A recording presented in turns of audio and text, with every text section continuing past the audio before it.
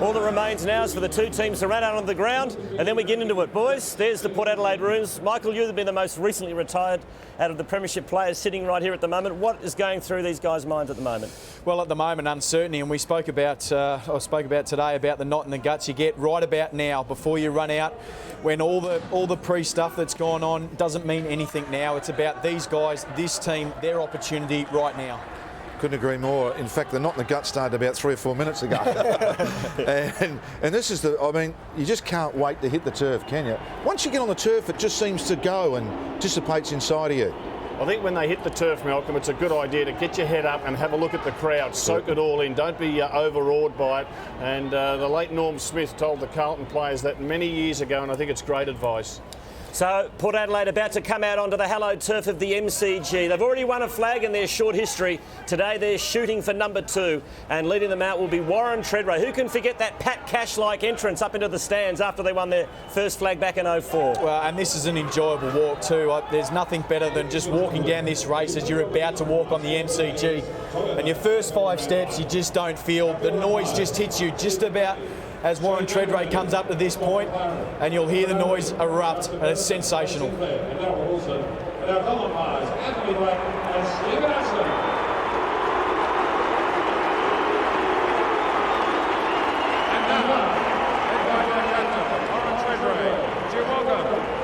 Adelaide Football Club to the MCG.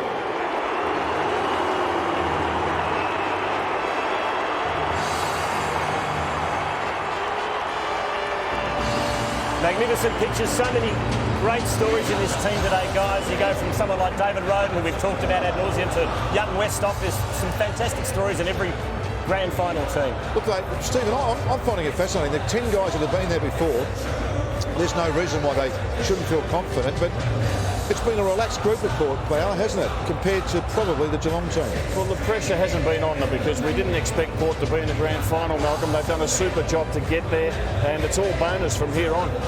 Look, I think in terms of whether you've got past experience or not, if you're ready, you're just ready. And even though you might have that knot in the stomach and be a bit more nervous and you're not too sure how you handle things, when you're ready as a team, it doesn't matter, I don't think. And what about when you get your first touch, Malcolm? Do you try to do too much, or do you just get it on the boot and get it away? I know what you do. Yeah, I know. You just need to touch the footy. Fair dinkum early. If you didn't touch it, it was horrible. Here's your old Geelong mob, Malcolm. Yeah, this is pretty poignant, isn't it? This is the last little bit. You saw what Port did. Geelong have done something slightly different. Just an indication of the camps. Not to say which one's right or wrong. Tom Harley. I think this team has very much been player-driven, Malcolm. The leadership group led by Harley and Scarlett and Milburn, they have really set the standards for their teammates this year, and so many Geelong players have had career best seasons. And how do you think King will be feeling? I mean, there's a lot of onus on him. He takes Blake's position, of course. So we talk about all those what-ifs in football. Well, I'm thinking that King's got a few what-ifs in his brain at the moment. Here's Tom Harley, took over as the captain at Geelong this year from Stephen King. It was a big decision at the end of last year. The decision was made and it's paid handsome dividends so far as Geelong walk onto the MCG. And here they come, led by their captain, Tom Harley. Let's welcome the Geelong Football Club.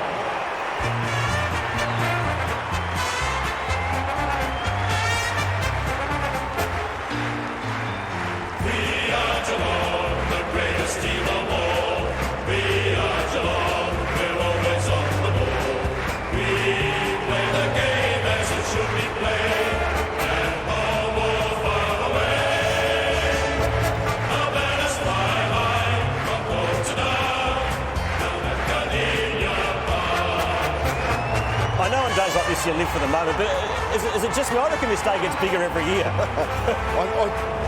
It does, and it seems to for very good reasons, but I mean that's a pretty thrilling time in footy right now. There's Bomber getting in there into those photos. Pretty organised, they must rehearse this well now.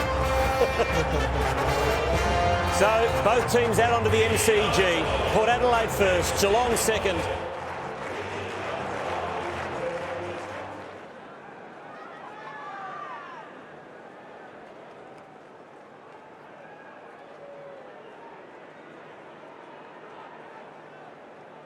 Ladies and gentlemen, would you please stand and join with Natalie Bassingthwaite for the Australian National Anthem.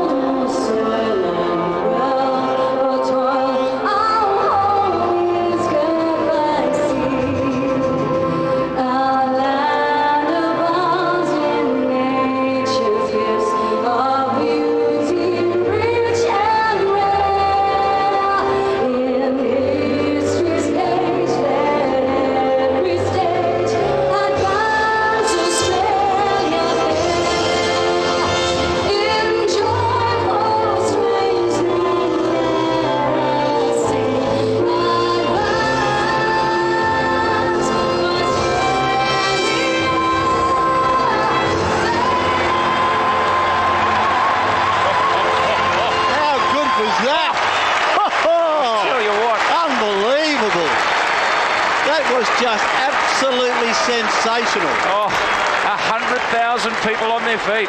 Choco walking past his players now, talking to them as he makes his way off the MCG. Ladies and gentlemen, we're delighted to announce that the winner of the Toyota coin It's amazing. Can you look at the game now? 22 home and away games, 4 weeks of finals, and it all comes down to this. All the talking's out the window. They've just got to get hold of the footy. 22 rounds have gone. This is the big one. This is the big one at the MCG. The sun is shining brightly. The umpires are out there. The Cats are going to their warm-up, and the 87 cups are being taken off the MCG. Seen this set for what will be, as we said earlier, a crackerjack game of football. Lady making his way to the bench. I'm a bit surprised with that. And Symes joins Who's your tip, Ken? Pardon? Who's your tip? I'm going for Port Adelaide. Josh, I know a bit of my heart says that, but I still believe Port Adelaide, if they produce their best football, will win this game of footy. No question about that. Do I need to ask you? No, I'm going with the power, but I believe it, Josh. It's not a silly Port Adelaide thing that I'm going with. I believe they can win. They are good enough to win this game here today by a couple, I reckon. Well, win it by a point, this doesn't matter as long as you win it. Don't wish that on me, please. Don't say that. I'd love to see a draw. No, please, Ken. A draw. Don't say that. I couldn't live with it. I couldn't. There's Canberra Ross. Yeah, thank you very much, KG. The toss has been won by Geelong. Hopefully that's not an omen, but these two teams, they have met 17 times, 8-8-1, so it is absolutely dead level. We will see a deadlock, and unless, of course, it is a draw. The last 8 times these two teams, it is Geelong leading 5-3, but who can forget the last time these two teams met? It was in round 21 down at Skilled Stadium, and of course that magnificent goal by Dominic Assisi. He won the game, Port by 5 points that day. KG, I've got 2 reasons why Port can win today. They are unbeaten at the NCG this year. 3 times they've been here, and they have won each time against Collingwood in round 4, Melbourne in round 6, and Richmond in round 16. And no South Australian team has lost an AFL Grand Final. So a couple of reasons why the Port Adelaide are going to win today, and hopefully we'll see a 100,000 plus crowd today. We haven't seen one since 1986, so looking forward to see. I can't see a spare seat. It's absolutely jam-packed here. The sun is out almost, and looking forward to a fantastic day. Good on you, Campbell. Now we'll pick up the actual important matchups. Who will go where, for goodness sake? Westhoff going deep. Scarlett to Treadway. Scarlett to Treadway. Not surprised at that at all. Not surprised at all at that. Not at all. Now, where's Milburn going? He's going to Westhoff. He's going to Westhoff. That is a surprise. Who's got Motlop? It would appear as though Harley will go to him. Tommy Harley. Hunt goes to Brett Even. I like that one for Port Adelaide. Hunt on Brett Even. Now, I like it a lot. Pearce is at half forward for Port Adelaide with Salopek. Here we go, boys. Okay, there's the siren. The start, the big one. The 2007 Grand Final. Bang, down goes the footy. The big men collide. Brogan gets knocked off the footy. It was that. Rook went through. I tell you what, it's Bart Hill goes in. Out wide, heavy traffic out there. Chaplin's out there. Tell you what, beg your pardons. Heavy traffic to the outer side. The chase is on. Pearce, first player of the footy. Picks it up. No, he can't. Yes, he can. Gets away brilliantly. Goes to Corns. Back to Pearce. He was magnificent. To Chapman under the pump. Can he break away? He can. Does well. Comes back to Chad Corns. By what's 50. happened here? Free kick. 50 metre. What's happening here? Off the ball. Free kick against Cassisi. Against Cassisi. Unbelievable. So it's a turnover. So Chapman's got it. Gee whiz, Port Adelaide had possession then. Chapman now inside 50. The catch up, far forward, off hands Ablett. Nathan Ablett this way, that way. Can't do much about it. Port Adelaide not favoured by the bounce. Into the pocket it goes, and it goes out of play. Throw in. The Cats into attack. What an opening, Ditch. What an opening. Throw in 5 metres around from the Cats' goal, going to the city end. Otten's in front, Brogan behind. They bring it down to the front of the pack. Chaplin goes to ground, tackle door. They jump in over the top of him. Umpire quite rightly says it would held to him, and he will ball it up 20 out from the Cats' goal. Cats kicking, surprisingly into a slight breeze. They won the tap. Brogan gets rid of Ottens, but he's given it straight to the opposition. Stokes, manhandled, lost the footy. Nathan Ablett tackled by Chad Corns. A lot of players around the ball. It won't come out, and again the umpire says he'll ball it up. We're still 20 out from the Cats' goal. Cats into attack. Gee whiz. Bright sunshine here at the G. Down goes the bounce. The big men go to Brogan in front. Gets his big paw to it. They try and work it away. The Cats. Heavy traffic again. Ablett's in there, tries to steal it, can't do so. Thurstons does well, goes to Chaplin. That one now a chance for Surgeon, goes over the top, back to Roden. They're running. Port Adelaide kicks back towards the centre wing. Can we do something here? Even in front, great mark, almost from that occasion of Treadray. Taken by Scarlett. Kelly out of defence to Milburn. Has a bounce, runs through the middle of the MCG, goes out wide. Great kick, and a mark has been taken here by Ottens. Ottens has Mackie running. Mackie sits under it and can't take the grab. Coming away. It's Port Adelaide. They're doing well. Up towards the half-back flank and away they go. Bouncing their way along the outer side. Pearce with the footy. Couple of good touches early. 3-4 bounces. Will handball him on court. Oh, just got the handball away in time. Brogan now. The pressure is fierce in the opening of this. It comes out to Salopek to the forward pocket now. Port Adelaide into attack. No one there for either side. The ball dribbles out of play. Yeah, you were right there, Ditz. It is Pearce getting all the touches early. 3 touches to Southland and North East Mitsubishi. Good start, good steadying start for Pearce, Josh. It's important he gets a bit of it. Yeah, look at this. He's been good in recent weeks, but must find the ball early for his confidence. Throw in right forward pocket for the Power. Into attack for the first time. Ottens probably did the better of the two. Ebert slipped over. Critical moment. They go to ground in front of the Port goal, and they will ball it up 20 out from Port Adelaide's goal mouth. So the Cats into attack a couple of times, couldn't score. Now Port Adelaide a chance. 3 minutes into the first quarter, neither side onto the scoreboard here at the MCG. Bounce down. Gee whiz, it's tight, it's tough, it's hard to expect that though in the grand final. Heavy traffic again. Kane Corns is there. Who's not there? They're almost all there. Bodies over the football, out the back. Heavy traffic surges in there, trying to work it away. Young Abbott can't do so. Corey got the high one, and Corey will take the free kick.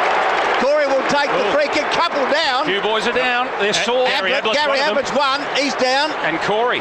No, he's okay. He's picked himself up. So who's taking the free kick? Looks like Ablett. Ablett will take the free kick. They're not happy. There's a chance for Mackie now. Marks it on the half-back flank, goes short. Finds Stokes back towards Mackie. Mackie now up towards half forward. They're loose up there. And the mark has been taken here by Enrod. I think it is up towards full forward. Kicks towards goal. Ablett off hands. And through for a minor score. So the Cats are onto the scoreboard. The Mitsubishi Triton Auto Diesel scoreboard. Frantic stuff, I can tell you. They're 1 point. Port Adelaide yet to score. Well, the kick in goes to Kane Corns. Thurstons did well to get back on Ablett. Then I'll tell you what, Nathan Ablett had the sit. He was in the perfect position. So Thurstons did well. There's a bit happening off the ball. A free kick in the middle. Oh, and is that a 50? A Port player's been put down. Now the free kick just taken where the incident occurred. I'll tell you what, Cassisi was put down in front of the umpire. That's 50 every day for mine. But nevertheless, Port Adelaide free kick in the middle. This is good, hard, grand final pressure. Out of the middle, Sean Burgoyne bounces. Hot pursuit, Kelly gets the kick away to half forward. Won't find his target in Westhoff. Did he keep it in? He did. Westhoff clever. Kicks to the goal square. Bouncing footy, Motlop at the back. Loose footy, Roden. Roden picks it up and they take it out of play. Left forward pocket for Port Adelaide. Into attack for the second time. So the Cats one behind, Port Adelaide yet to score. Brogan, Otten's in front, takes it out of the end, no, pushes it forward, and now they'll score. Minor scored, a rush behind, and it is one behind apiece on the Mitsubishi Triton Auto Diesel scoreboard. The kick in.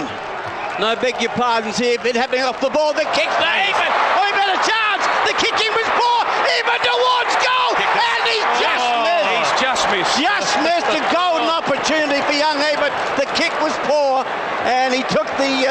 possession but just missed. Gee whiz, you've got to nail those in these games. Hunt about to bring the ball back into play once again. They get the yips here, the catch with the kick-ins. I can give you the strong tip. Oh, again, this is accurate. Finds Ling. They're running. Kelly, here's a chance now for Mackie. Mackie up towards half forward they go. Stokes is his target. Oh. That's a free kick. Got to be a free kick. And Peter Burgoyne will take it. And he's hurt too. Gee whiz, they're going down like flies here at the moment, the Cats. But the action with Peter Burgoyne kicks to Brogan, goes to Kane Corns. Kane Corns goes out wide. Chance for Pettigrew. Has possession. Takes the mark on the half-back flank. They've called for the stretcher, KJ. Oh, have they really? Comes back here to Peter Burgoyne. Don't want to see that happen. The kick's not good, but they've got plenty of time, plenty of space. Chapman, Port Adelaide looking okay. Back to Kane Corns. Good kick, son. Great kick, son. Finds young Ebert. And Ebert is marked. And Stokes is going off. That's a body blow to the Cats. He landed on his knee, I reckon. And Stokes has been a very good player for Geelong in recent weeks. Kicked many goals. Is a dangerous player. Was picking up the dangerous Peter Burgoyne. Big loss for Geelong. Coming on is Burns, young Shannon Burns. But the action with the young Ebert. If he can nail this, it'll be a good start for Port Adelaide. They've looked terrific in the opening moments. Port Adelaide. 45-degree angle, the distance, no problems. The accuracy is the only concern. Oh, it's a shocker. He's kicked it right across the face into the pocket, pushing and shoving off hands. Gee whiz, it's sloppy work. Ottens, they come away. Opportunity for Enright. Goes short to Rook. Rook in turn. Here's a chance for Johnson. Johnson has great vision around his body. Goes towards centre wing. I'll tell you what, on the break, they've got loose players, Geelong. Each time they've come out of defence, Port Adelaide will need to man up. Chapman now. Reigning best and fairest takes it. Centre wing goes long and strong to the goal square. They've got the sit here, Geelong. Harley marks. Big mark on the goal line. Fantastic grab. Mooney. Well, once again, it just shows you if you turn the footy over as Brady Evans did, had to score. Even if it was a minor score, would have given Port Adelaide forward the time to set up. But as a result, shot on goal for Geelong. Well, it was a big grab by Mooney right on the goal line. It may have been a goal anyway. So from point blank, they get the first of the afternoon, the Cats. They go to 1-1-7. Port Adelaide, one behind, and that is on the Mitsubishi Triton Auto Diesel scoreboard. So the first goal of the afternoon, sometimes it just settles everybody, Josh. Yeah, it does. And now they can get on with it. Yeah, look, it does. Always in the grand final, the pressure's on early. And fellas, while I've just got a break, I'll give you some of the key matchups. We've already mentioned Cassisi's picking up Ablett. Ling actually went to Sean Burgoyne, which is a little bit surprising. Kane Corns is picking up Bartel. Rook's gone to Chad Corns. Westhoff is been picked up by Milburn, and Treadrate on the dangerous Scarlett. Okay, back in the middle, the Cats, they are 1-1-7, Port Adelaide, 2 points on the Mitsubishi Triton Auto Diesel scoreboard, and we've played 8.5 minutes into the first quarter. Big Ottens is there with Dean Brogan, will contest this bounce down. Huge crowd here at the G, wonderful atmosphere, bang, down goes the footy, the big men collide into a pack of players. Port Adelaide working away, Kane Corns gets it back to Roden, goes to Chad Corns on the attacking side of centre, has a bounce, raises the eyes, goes with a mongrel punt kick straight towards Ebert. Got to get a free kick. Oh, you're joking, umpire. Shocking. Goes to Burns. He has a bit of the fumbles. That had to be a free kick. And a free kick has happened down the ground. What's going on here? Kane's given one away. If that wasn't a free kick to me, but I've never seen one. Mackey's created the space. It's a shocking kick. Salopek, but Mackey does well. Kicks long inside 50. Up towards Kelly. Can't do much about it. Nathan Abbott, ridden to the ground. Player is a good call. Goes back towards Kelly. He's tackled, loses. Spills out to Abbott. I'll tell you what, it's ferocious tackling. They're working their butts off out there, trying to get it away into a pack of players. A free kick goes Port Adelaide's way. On the halfback and play. 50. And a 50. Well, that's not what your coach would want to see, a side giving away 50-metre penalty kicks, that is for sure. Tell you what, see, Port going forward this time, they'll go inside 50. Josh, they need to score now, I reckon. Yeah, look, they do, as you said early in the game. 10 minutes gone. You just need a goal to settle the side. Yeah, 10 minutes gone. They need to do something out of this foray here. That's a big 50. Not bad at all. So Salopek now, centre wing on the outer side. He's going to go short. Player loose, there's Cassisi. So Ablett just gave him a bit of space. Crowded forward line now for the power. Cassisi taking plenty of time. Now the lead is on from Kane Corns. Ran hard. Ran to the space. Will turn and play on. Delivers to the pocket now. Ling will get in the way. Oh, Lade tried to take the chest mark. Bounces off hands and goes out of play right forward pocket. Brendan Lade on the ground. I like him up forward, especially in this ruck contest. Just able to set up some up play. Watch for Sean Burgoyne in this situation. Throw in right forward pocket over the top. Ottens has started okay, although I reckon Brogan's done the better out of the middle, and a lot of players jumping over the ball. Umpire McLaren in his 4th grand final says, I'll have it. Tackle count 16-4 in favour of the Power, going very well. Southland and North East Mitsubishi. Amazing. Brogan and Lade both do the ruck work this time. Inside the 50. Oh, they're too good this time. Geelong, though. Enright out of the 50. In the middle, Peter Burgoyne's taken to ground. Umpire says to play it on. Chapman through the middle for the Cats. Tackled as he kicked. Coming out now, Mooney takes another mark in front of Wakeland. And look at him run. Look at them stream down the ground. The Cats lose players everywhere. Kick out the side now. Wasn't a good kick. The kick on the run from 50 out. Goal! Steve Johnson, dangerous player. And the Cats, they kick away from Port Adelaide early in the grand final of 2007. 2-1-13. Port Adelaide 2 behind. And at the moment, Port Adelaide just breaking down up forward. Every time Geelong seem to get hold of the footy in their defensive 50, they seem to be streaming down the field and got plenty of options. In that case, as soon as Mooney took that mark, you could just see all the catches pan off, and a great goal there by Steve Johnson. Port Adelaide trying to be too cute inside 50, Josh? Oh, look, I don't know about too cute. You look at the opportunity they've had. Brady Ebert should have made more of that goal-kicking opportunity. Missed another one in front of goal when Josh Hunt stuffed a kick up, kicking out a full-back. They've just got to make more of their opportunities when they get them, Port Adelaide, at the moment. And as we said, they need that goal just to settle the nerves and get some other players involved in the game. The Cats 2-1-13. Port Adelaide 2 points on the Mitsubishi Triton Auto Diesel scoreboard. The bounce down. Big King's in there now. There's a chance for Cassisi. Had his head pulled off. He'll get the free kick. It was a high one. Tell you what. He's caught one right across the snout. Free kicks are 5-2 in favour of the Power. So Dom Cassisi will take the free kick from the middle of the G here. The 2007 AFL final, grand final. To blood rule, he's caught one. He's copped a blood nose, so it'll be taken by Kane Corns. Dom Cassisi coming off with the blood rule. Copped a smack in the nose. And fellas, what Port Adelaide have to do in this situation, they've got to keep attacking. They've got to play that run-on type of footy, get their game going, get the runners involved in the game. So Kane Corns will take the free kick. Surgeon on, handballs away to Peter Burgoyne. Looks for Salapak out wide. Corey comes in, good strong mark. Strong mark. Good strong mark on that occasion by young Salapak. I like this kid's a good player. Brogan leads, that's ignored. He's going to go into the pocket, looking at there on this occasion for Roden. The kick can't find the volley, and a throw-in will take place. They are going wide, aren't they? Look, I think they're worried about Geelong's run through the middle of the ground, but you can't kick that wide when you're going into forward 50. Throw in outside 50 for Port Adelaide. King over the top. Here's a chance for Selwood. Handball's off to Johnson, who kicked the last goal. He's under the pump. Thought about the handball. Finally does so. Back to Big King. Back to Selwood. Is it Johnson again? Over the top. They're under the pump. They'll get away with it. Back towards the half-back flank. Mongrel kick.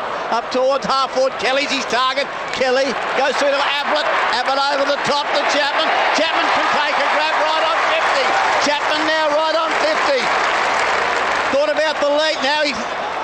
Big Mooney fell over at a critical stage. He was going to give it to Mooney. He's going to give it to Scarlett. Scarlett into the pocket. He's run a long way. And Scarlett has taken the mark. Well, he's run from one end of the ground to the other, Scarlett. I saw him take off, Cam. Probably a little bit of an experience there by Westhoff. Should have gone with him earlier. Allowed him to get about a 10-metre gap. Couldn't ever close it. Scarlett shot on goal. So Scarlett now, not a renowned goal kicker.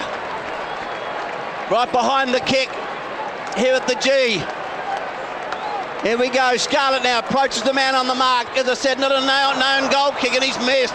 So the Cats are 2-2-14. Port Adelaide 2 points on the Mitsubishi Triton Auto Diesel scoreboard. So having a rest now, Salopek. Cassisi off with the blood rule, so Boat comes on. So Port Adelaide through Peter Burgoyne now, kicks to himself, plays on, doesn't know where to go, runs into trouble. Thurston's big trouble, got the handball away. They're in strife in defence. Burgoyne uses his pace now. Handballed clear, then regain the footy. Dangerous kick, chips over the top. Free no kick. Mark taken. Free kick. Is it? It is a free kick going Port Adelaide's way to Wakeland. Gee, set him up. He had to sit under the footy for a long time. It was a bit of a hospital pass, but they'll get away with it, Port Adelaide. Wakeland now, half-back flank in front of the great southern stand on the outer side of this wonderful stadium. Called to play on now. Chips one to centre wing. Treadray sits under it, can't mark. The Cats are going to turn Port Adelaide over here. Quick kick inside the 50. Brogan sits under under it. No mark off well hands. played, Peter Brilliantly done, Burgoyne. Peter Burgoyne. What a year this man has had. Gets the 1-2 with Chaplin. Takes the handball back. Chips for Kane Corns to run onto centre wing, and he does. Port Adelaide need to settle here. His brother makes the lead now. Chad goes to centre wing, hits him on the chest. Had to work hard for it. Harley went with him. So Chad Corns at centre wing now. Chance to kick Port Adelaide inside 50. Pearce off for a rest now. Cassisi back on, Treadray on the lead. Had to beat 3, would you believe? And it goes out of play.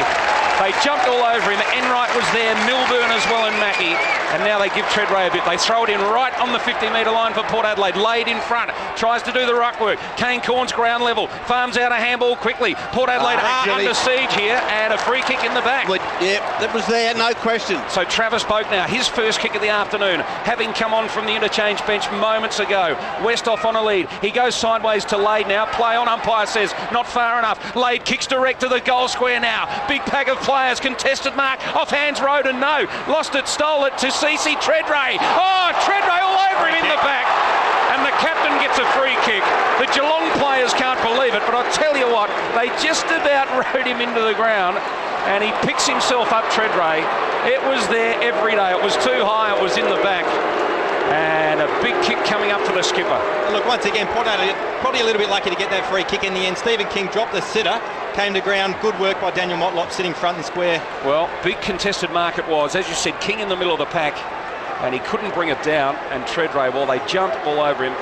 So Warren Treadray now, the chance to kick Port Adelaide's first of the afternoon. Must kick it, Ditz. It's a must kick one. On his way in now. 20 metres out. 20 metres out, Treadray, and he kicks it. Great kick, Treaders, through the middle.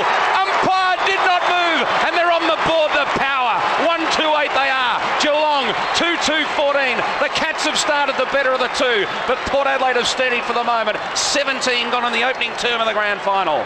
Yeah, Kane Corns leading the way with the possession, 6 touches for him. Also Peter Burgoyne with 6 possessions for Southland and North East Mitsubishi. And look, a fantastic kick there by Warren Treadray. Always good in these big games to get that first goal on the board. And as I said earlier, it just gives the side a bit of confidence, settles the younger players that know that they can kick some goals and go from there.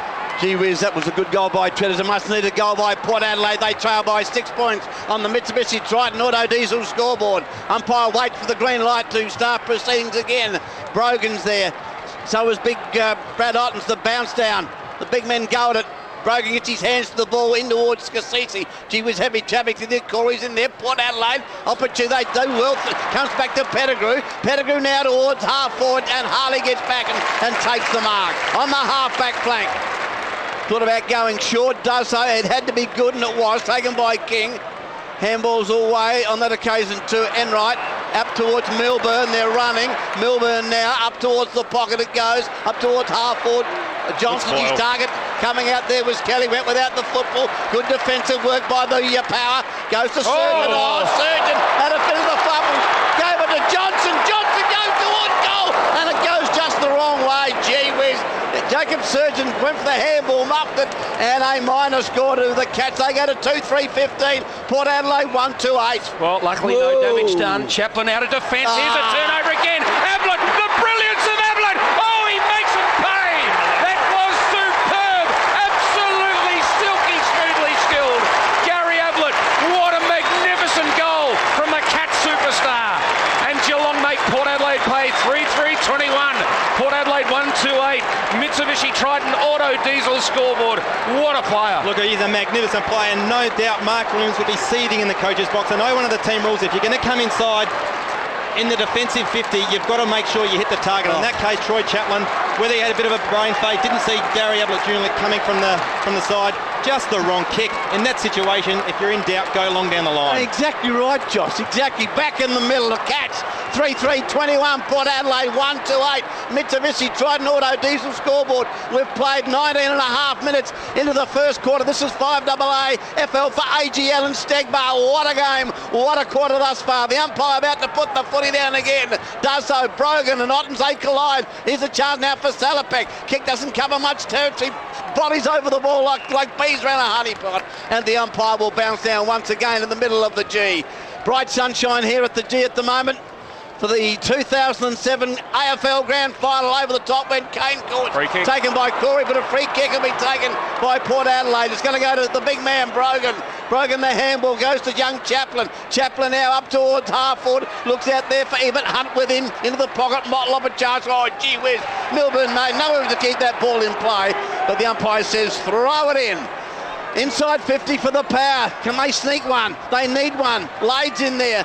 Gets his hand. Here it is. Sean Burgoyne round the corner. That is brilliant stuff.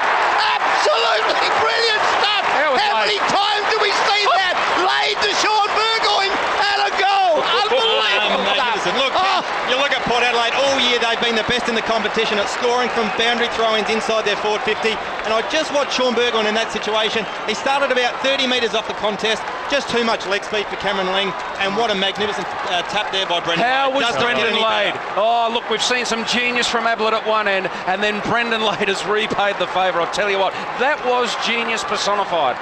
And Sean Burgoyne, he put the afterburners on. Catch me if you can, he said, and kicked truly.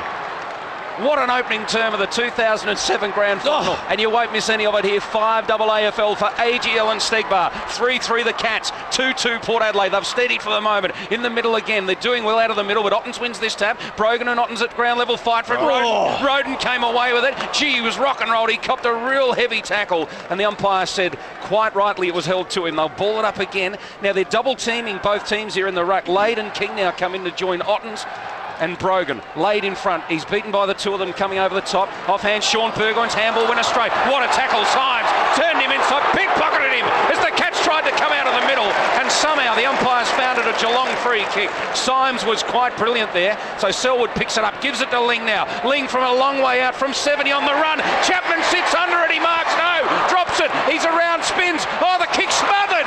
Thurstons was brilliant. Now he goes in after it. Toby Thurstons has saved the day again, because Chapman's a great little goal kicker, and Thurstons, what a timely smother. Look, I'm a little bit worried about that matchup, Peter Burgoyne and Chapman. Chapman, a noted goal kicker. Peter Burgoyne has to play him tightly. Throw in. Big Ottens gets his hands to the ball, taken by Chaplin. Roden there. Breaks it brilliantly. Gets a handball back towards centre when Rook's there. He's going nowhere. Roden it again. Port Adelaide, Brogan at the back to Kane Corns. Here they go to Sean Burgoyne again. Round his body up towards half forward. Out comes Hunt. Takes it cleverly. Races away. Chips it back inside. The kick's got to be good to Wattens. Does not. At the back. Spills out to Chapman. Chapman goes short to Johnson. Who's on Johnson? Who's on Johnson? And Johnson goes. Strike me, Pig. How can you let Steve Johnson be 20 minutes away? Geelong 4-3, 27. Port 2-2, 14. As I said, the matchup that's worrying me is Chapman on Peter Burgoyne. Peter Burgoyne in the last half of the year has played obviously at half-back flank, and he rolls the dice. He continues to roll the dice against his players, and you can't do that against Chapman because he will hurt you on the turnover. Yeah, the two players doing the damage for the Cats. Stevie Johnson, possession number 8, and also Chapman with 6 touches, going very, very well. 2 goals to Stevie Johnson in the first quarter. Those stats are Southland and North East Mitsubishi. He's had a miss as well, Johnson, so he could have hurt them even more. And as we speak, Surgeon's been moved on to Chapman. So the change has been made by Port Adelaide. So Peter Burgoyne on his own at half-back at the moment. Coming back onto the ground, Nathan Ablett. Chaplin goes to him. So Mark Williams, and now Chapman's trying to go back to Peter Burgoyne by the look of it. So the bounce down in the middle now. King and Lade go at it. King got the tap. Roden punches it forward. Fortunately, Port Adelaide pick it up through Logan. Good in heavy traffic. Back to Salapak. Salapak, Cassisi now. Handball not good. Put Symes under the pump. Good enough to get it back to Cassisi. Now from centre wing. Peter Burgoyne will launch it long. Wobbles a kick inside 50. Nothing there at all. And it hits Josh Hunt on the chest. Port Adelaide just a little disorganised at the moment. And King marks it half-back. Good inclusion, this bloke. I reckon they needed him to play. A lot of experience there. Been captain for 4 years, and he's a big, strong man, King. So Milburn now goes to centre wing to Mooney.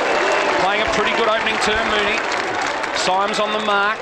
Mooney now right by the interchange gate at centre wing. Floats, wobbles a kick towards half forward. It clean bowls everyone and goes out of play as Chaplin and Nathan Ablett approached the footy and tried to mark. It was a real wobbly type, floaty type kick.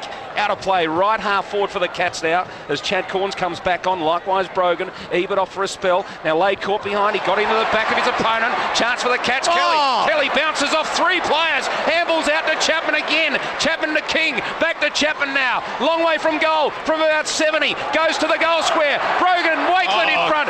Wakeland mark, did he? Yes, he's been paid the mark. A moving Juice Wines mark of the day contender. Chapman's touches? Yeah, Chapman up to number 9. Gee, timely mark by Wakeland. Chaplin moving Juice Lyon's mark of the day. He's going to go very short to Symes. It'll be play on, and it is. He's going to have to go back to the goal square, and he does. No damage done for the moment, and Chaplin will clear. Chaplin goes out wide, looks out there for Logan. Up high goes, Brogan takes a good mark. Cops a bit of a buffeting with it, but takes the mark. On the half-back flank. Looks for options further afield, comes back to Chaplin. Chaplin now takes the mark, again on the half-back flank, goes out wide. Bouncing football, gee whiz, that's a bad turnover by Port Adelaide. Heavy traffic coming out, looks at Gaten Hunt. Heavy body work on the outer side. And what's the foot umpire? He's going to bounce down. Centre wing outer side. Geelong 4-3-27. Port Adelaide 2-2-14 on the Mitsubishi Triton Auto Diesel scoreboard. The bounce down, centre wing outer side. Brogan and Big King go at it. Rook tries to come away, can't do so. Wrapped up, going nowhere, and the umpire again. Umpire McLaren will bounce down, centre wing outer side, in front of this massive crowd here at the G. And look, you can't question Port Adelaide's intensity at the moment. Things just aren't quite happening, are they? Forward line's not functioning. No, it's not. Forward line not working at all. Just got to stick at it. Maybe the delivery hasn't been good, but we haven't seen them dominate at all. Chad Corns, third man up. Punches it clear to Kane Corns. Kane now. The two All-Australians combined, but this kick, Harley will sit under this. This is where they're falling down, Port Adelaide. Nothing happens when they go forward. Too many cat players getting easy kicks here. Hunt now out of defence, swings it from one flank to the other to Milburn. So Milburn now, the real veteran in this side, has played more games than any other cat. They are queuing up through the middle. Scarlett ends up with it. He's on the end of a handball, straight to the goal square. That's good footy. In front, Ottens couldn't take the mark. Gee, was held too. Over the back now, there are a chance. Burns handballs to the pocket now. Ablett it is, squares it up to Selwood, and it's called to play on. Didn't go far enough, says the umpire. Chapman handballs out. Scarlett, free kick to Selwood, and it's going the Cats' way. Selwood, and he's going to be within range here. It'll be about 35 to 40 metres out. A free kick to Selwood. Copped a high one, according to umpire Scott McLaren.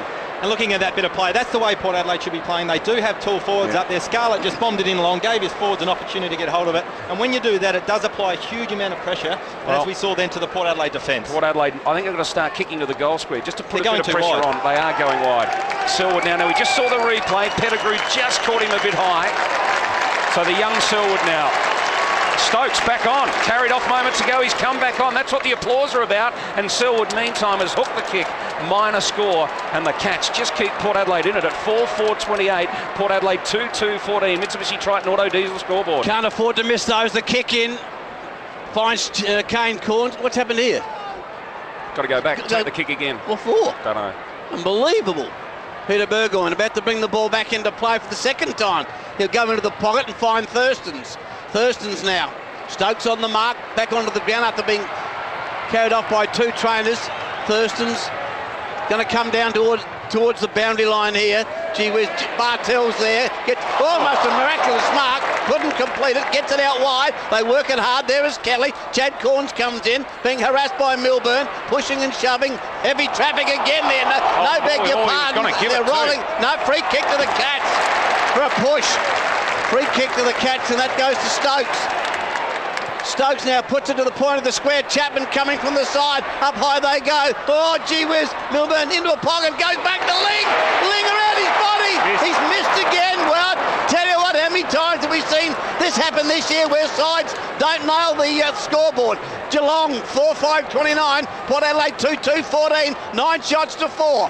Port Adelaide again very short with the kick-ins. They haven't been able to clear here all that well. Chaplin now goes short, still inside defensive 50, and he's found Salopek, who's been pretty busy in this opening term. Back to the goal square again to Chaplin. So they're not coming out of defence too easily at the moment. Now across to the half or to the back pocket to Wakeland. So Wakeland now has it for Port Adelaide. That memorable grand final, the stoush he had with Lynch back in 2004. Now back across the face of goal, Pettigrew. Now they can get a bit of run going. He's going to draw a player, maybe, no. Has a second bounce. Where's he going? Is after him. He has a third bounce, needs to kick now. And he's run down. Holding the ball. Pettigrew. Oh, Brad Ottens, that was brilliant by the big fella. Now on a lead, Stokes to the pocket. And he marks no. Yes, it's been paid. Oh, gee, I'll tell you what. What was Pettigrew thinking? Well, what was that for? What's this free kick for? He paid the mark. He has. So Stokes up against the boundary line. Right up against the boundary line. No daylight between the goals whatsoever. Port Adelaide have manned up pretty well.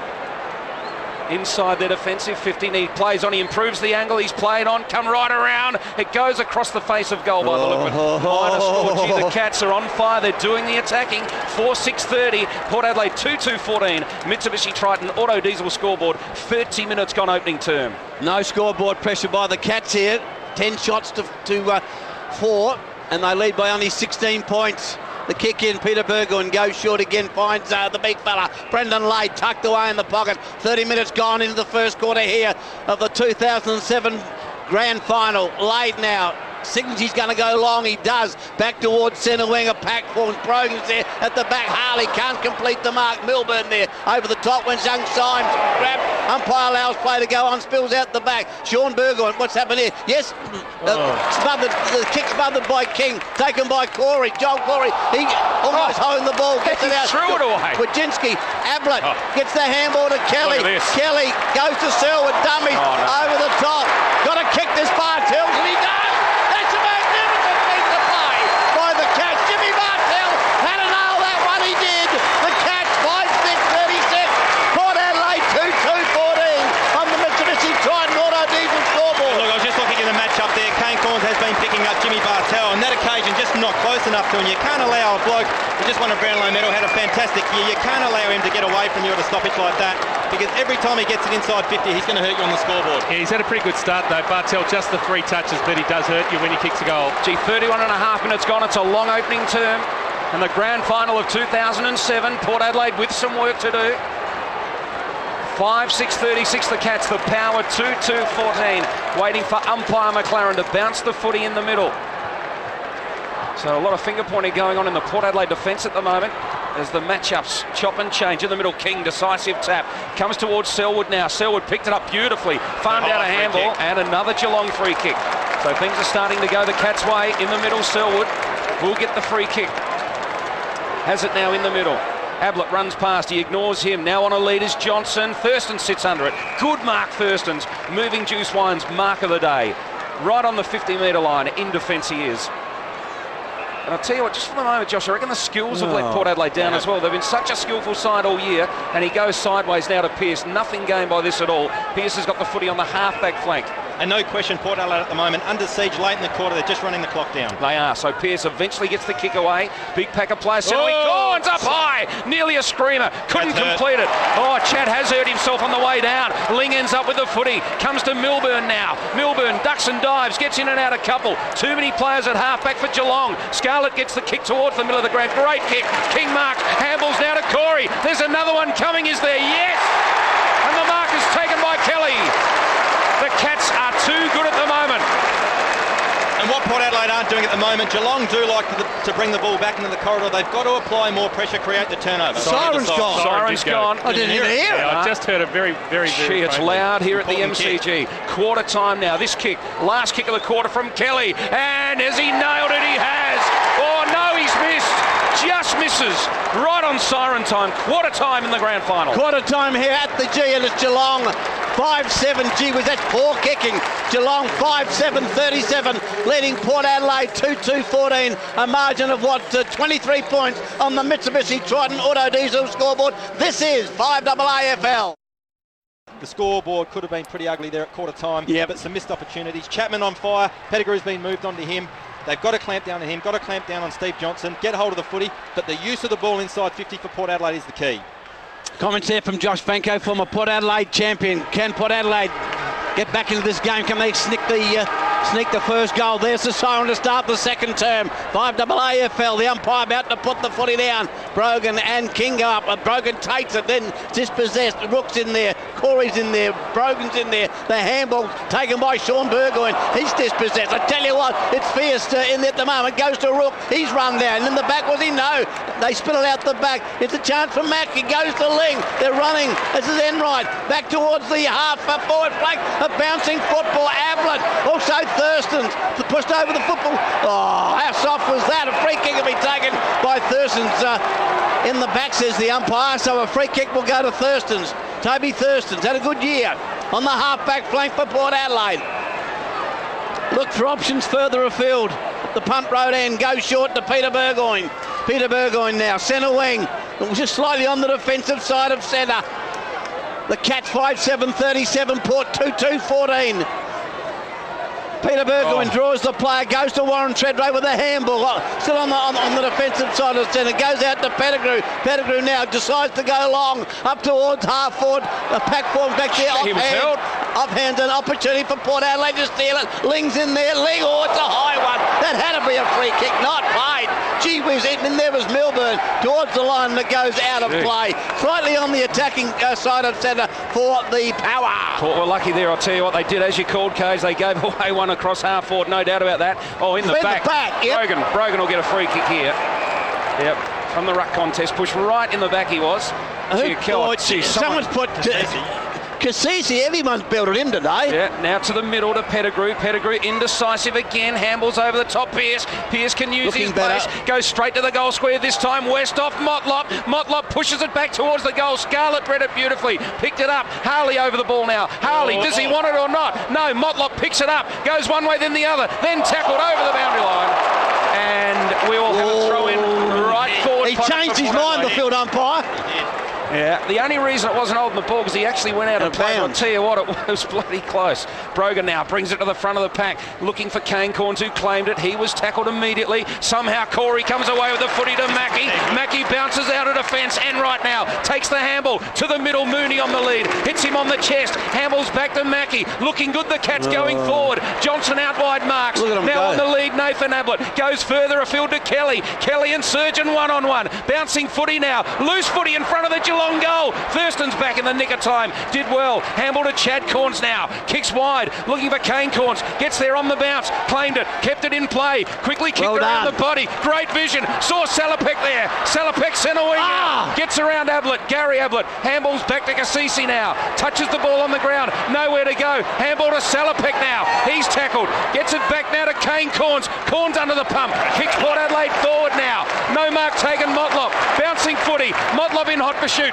Picks it up at centre wing now. Gets in and out one player. Clever. Kicks to the pocket now on the lead. Treadray. Gets there on the bounce. No mark. Play on, says the umpire. Ling now. Keeps it in for Geelong. Tackled by Burgoyne. Play on, says the umpire. Harley in the back pocket. Give me a special. Gee, away they go. Corey. Hunt. Here we go. Hunt's off.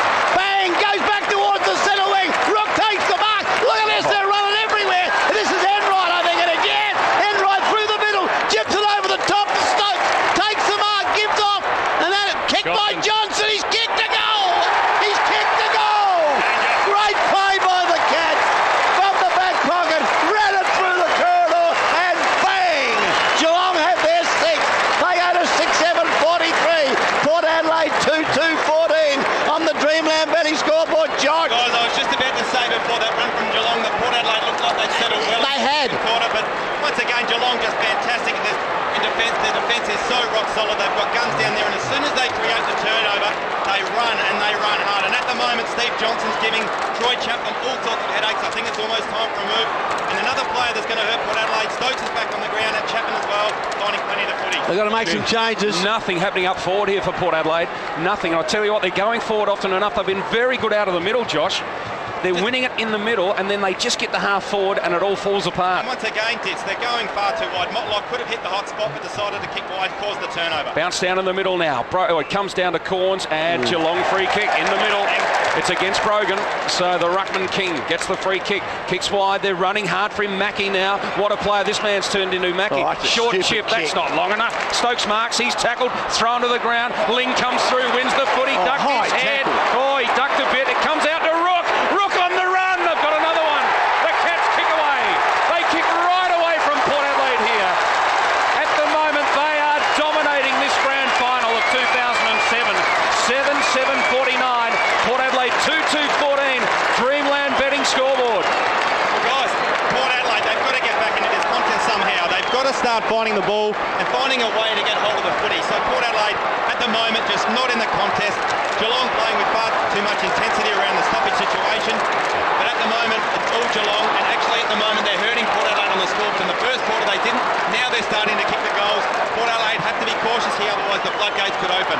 The Cats 7-7-49. Port Adelaide 2-2-14 on the Dreamland betting scoreboard. We've played almost 6 minutes into the second quarter here at the G. the grand final of 2007, the bounce down. King, Brogan, the bodies collide into a pack taken by Rook. The free kick going to go Port Adelaide's way this time. Going to go to Brogan. So they're giving away intermittent free kicks, and we see Brogan now. Thought about going out wide, but goes to Chad Corns. Chad Corns again goes out wide to the pocket. Ebert's got to beat two. He can't do that. Hunt's been terrific. Goes to, on that occasion, Enright. Back to Hunt. Hunt comes across the goal to Harley. Harley takes the mark. Now he's got nowhere to go. Harley comes long, back towards the centre wing. Up towards Rook. Rook keeps his feet, gets the handball, gets it back towards the half-back flank. Bartels wobbles a kick to Ling. Ling, will it sit for him? It does, goes over the top to Stephen King. Stephen King lost it almost, holding the football. Burgoyne too good, does brilliantly. Now Sean used the bloody football up towards half-court. Someone ducked his head with young Pearce. Goes to Corey, you can't do that. Enright, the handball goes to Selwood. Selwood weaves out of trouble, goes back to Rook. Rook now, where's he going to go? He's under the pump, goes for the handball, goes back to Enright up towards half forward. Here's a chance for Thurston. With him is Nathan Ablett. Thurston does well. The handball's a wide one. Goes to Peter Burgoyne. A turnover. Bartels. He's going to get a free kick in the back. Yes, he will. He was in the back, and Bartels will take the free kick. The handball back to Stokes. Goes back to Scarlett and finds Chapman. Chapman had his head pulled up and get a free kick. He ducked the head, but the tackle was high. And Chapman now will take the free kick from right on 50. Chapman been a good player in this first quarter. Right on 50, going towards the punt road end. And KG, you called it. Daniel Pearce ducked his head, caused the turnover, and against a side like Geelong, can't do that. Can't bloody will do it, especially in a grand final. That'll kill you. Chapman now. Right from about 52 metres, the distance will test him. Puts it up, it's going. It's going, it won't test him, he's kicked it. The Cats have their 8th. They go to 8-7-55. Port Adelaide lift. Port Adelaide 2-2-14. Josh Branco. Look, Port Adelaide, as we said, they are under siege. They just don't, it just doesn't look like they're going to get a goal from anywhere. They need a spark from somewhere. Sean Burgoyne's trying his heart out at the moment. But once again, Daniel Pearce, and I don't want to harp on it, but you can't tuck your head in a big game like this. You cause turnovers against a side like Geelong when they have so much run out of defence and playing with such confidence. They will hurt you on the scoreboard at every opportunity. Gee, are they, 15 shots to 4 at the moment? That is the dominance of this grand final. One-sided affair at the moment. The Cats just showing some muscle, pushing Port Adelaide off the ball, and the Power not using the ball well either. And the Cats are hurting them on the scoreboard. 55 plays 14. Dreamland betting scoreboard, bounce down in the middle. Brogan goes at it, jumps early, comes the way of Corns. Kane Corns left it behind. Cassisi slipped over at the critical moment. Tackled, goes to ground again. Umpire says held to him. And they'll ball it up again right by the centre circle in the middle of the MCG. Bathed in sunshine now. Overcast start to the grand final. Perfect conditions now. Ruckman push each other. A lot of muscle work going on in there. Roden couldn't claim it. Geelong do, but Pearce has stolen it. Pearce out of the middle, and again he kicks to the pocket. They've got to be more direct. Ebert's the target. Hunt goes with him. Ebert's beaten him. Ebert picks it up. Right foot shot at goal. Will it get there? Will it get there? Oh, Motlop pushes his opponent out of the way. He's got the footy now. Clever stuff. Motlop kicks to the goal square. No one there for Port Adelaide. Not far enough, says the umpire. It was a Geelong mark. Now they play it on out of defence. Oh, too good. Enright comes away. Left foot kick will hit Rook. Rook now centre wing. They are brilliant, Geelong. Rook now kicks to Mooney, and Mooney marks. He plays on. They're lining up in the middle. Handball's wide now. Running through the middle. Selwood gets the kick to the goal square. Nathan Ablett a chance. No mark taken. Oh, free kick. What. That was there. He's given Nathan Ablett the free kick in the goal square, saying that Thurston's was interfering with him. So yeah, it was there. Nathan Ablett. Nathan Ablett from 2 metres out now. Peter, don't argue. A certain goal coming up for Geelong. Hasn't kicked the goal yet this afternoon. And Ablett kicks truly. And the Cats are well in control now. 10 minutes into the second term, they go to 9-7-61. Port Adelaide 2-2-14. Dreamland betting scoreboard. And look, we talk about Chad Corns. He is the emotional leader of Port Adelaide. They need to get a spark from him. And fellas, it's almost at the point they've got to create something here. They've got to start something. They've got to roll the dice. Whether it's starting a fight or a bit of push and shove, get some other players involved in the game. Because at the moment, It's going down the tube for Port Adelaide. They've got to find something from somewhere. Chad Corns, not enough touches at the moment, being well held by Rook, just the 7 touches. Needs to get into the game. Rook's played a super game. Great.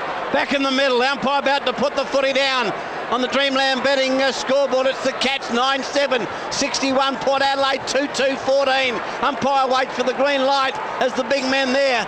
Brogan, Ottens wait to jump at it.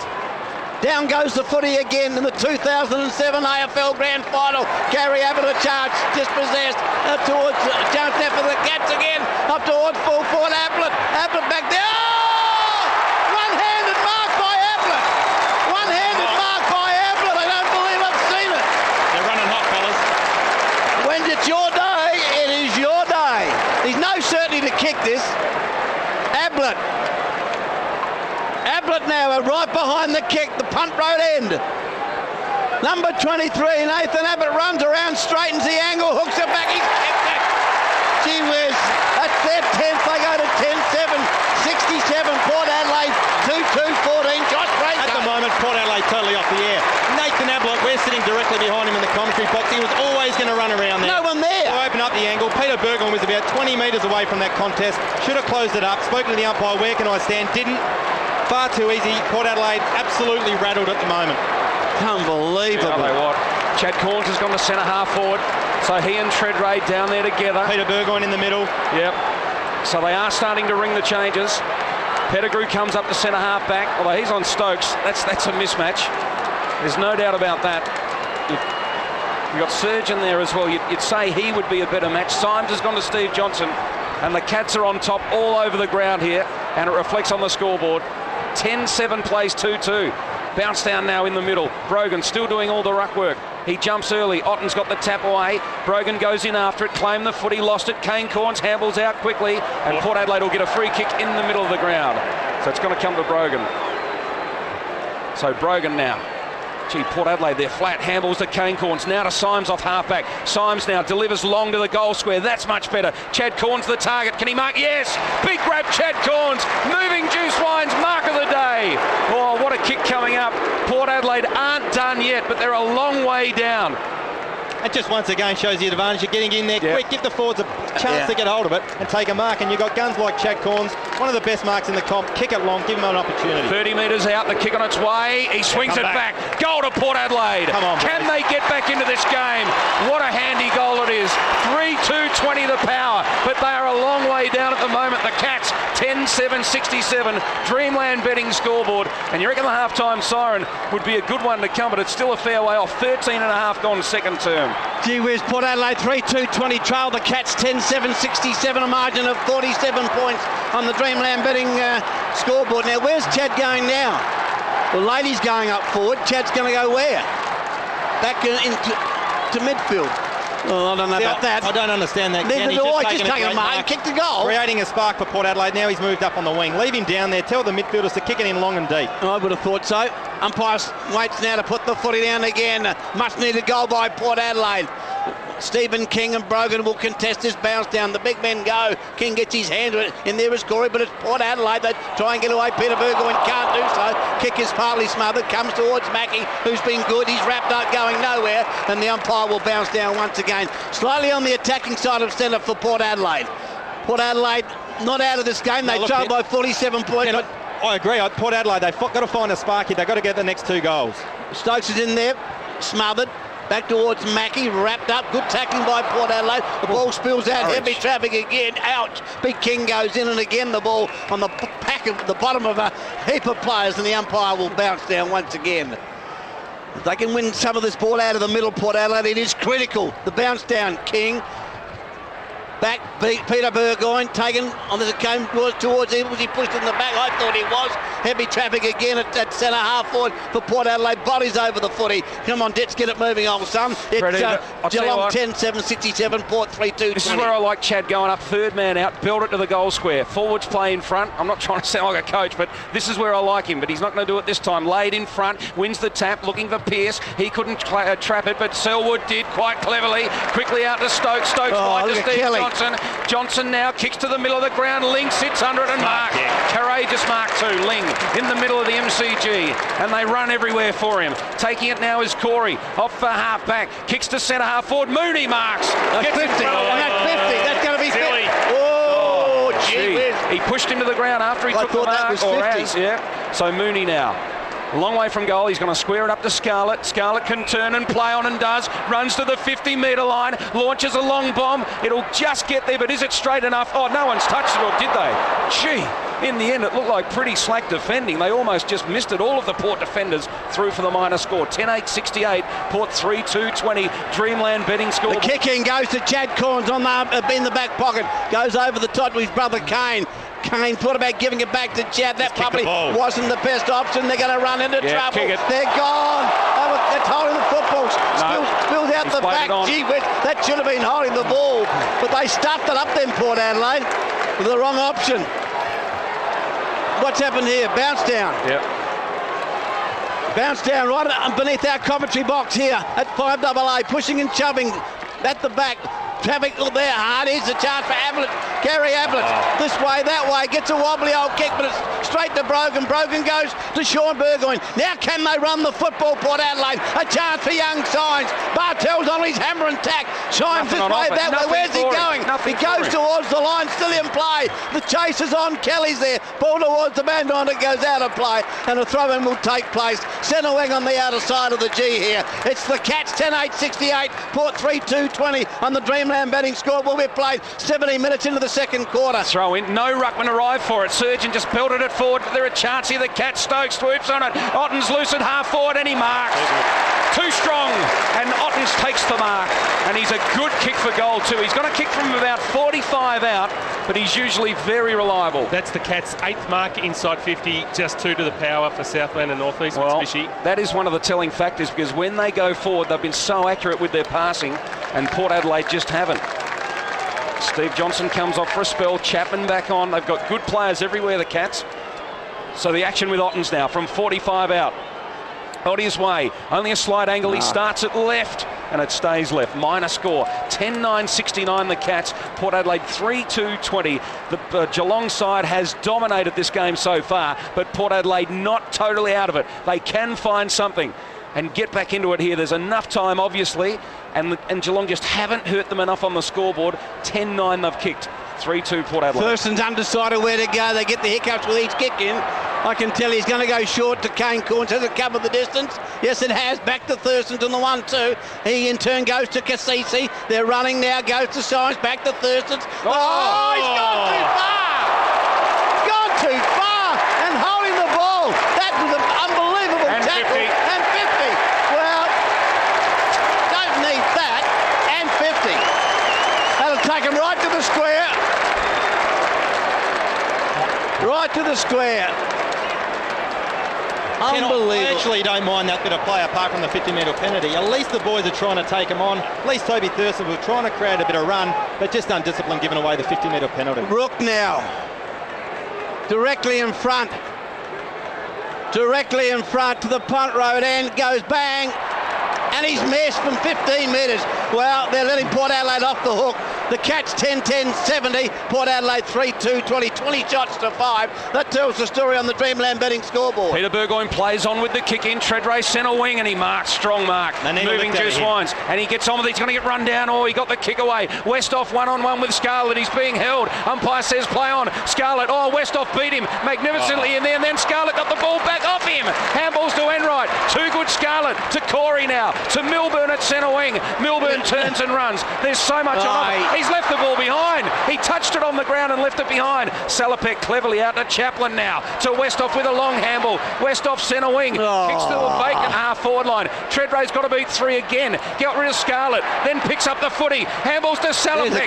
Salopek inside 50 to Logan. Can he get it? No. On the bounce with Hunt. Hunt fell over. Logan open goal and he kicks it. Oh, Port Adelaide hard working goal, but they got one. Oh, will that lift the side? right. And Josh, how important, we'll come to you in a moment, how important Warren Tredrea there as Port go to 4-2-26, Geelong 10-10-70. Yeah, you're spot on there, Diz. Warren Tredrea relatively unsighted today. Had to get involved in the game. And as we said, well, you just said there in that passage of play, very important passage. Yeah, the key forwards for the Power, just 4 possessions for Warren Tredrea and 2 touches for Westhoff. Those stats for Southland and North East Mitsubishi. We've played 20 and a half minutes into the second term, a much needed goal by Port Adelaide. Back in the middle, Lady on the ball with King, about to put the footy down. Much needed goal by Port Adelaide. The Cats 10-10-70, Port Adelaide 4-2-26. Tell you what, Ken, I know they're well out of the game at the moment. If they can find a spark, get a couple of goals from somewhere before half time, anything can happen. Not out of this game just by any stretch of the imagination. Goes to Stokes, stole it beautifully. Then goes over the top. Budzinski goes out wide. Here's Mackie by himself. Mackie out wide, goes long into the pocket, looks out there for Big Ottens. And Ottens, did he take the mark? No. Play on, and it's out of bounds on the full. So a turnover here by Port Adelaide, by the Cats, and Port Adelaide will take the free kick. Thurston's now tucked away in the back pocket. Brogan bit down. The kick across the face of goal goes to Peter Burgoyne. Peter Burgoyne has a bounce, goes over the top to Thurston's. Oh, get rid of it. Oh, here we go. Back to Kane Corns. Back to Peter Burgoyne. You won't run him down. Peter Burgoyne wobbles a Free kick down the field. Well, that's undisciplined by the Cats.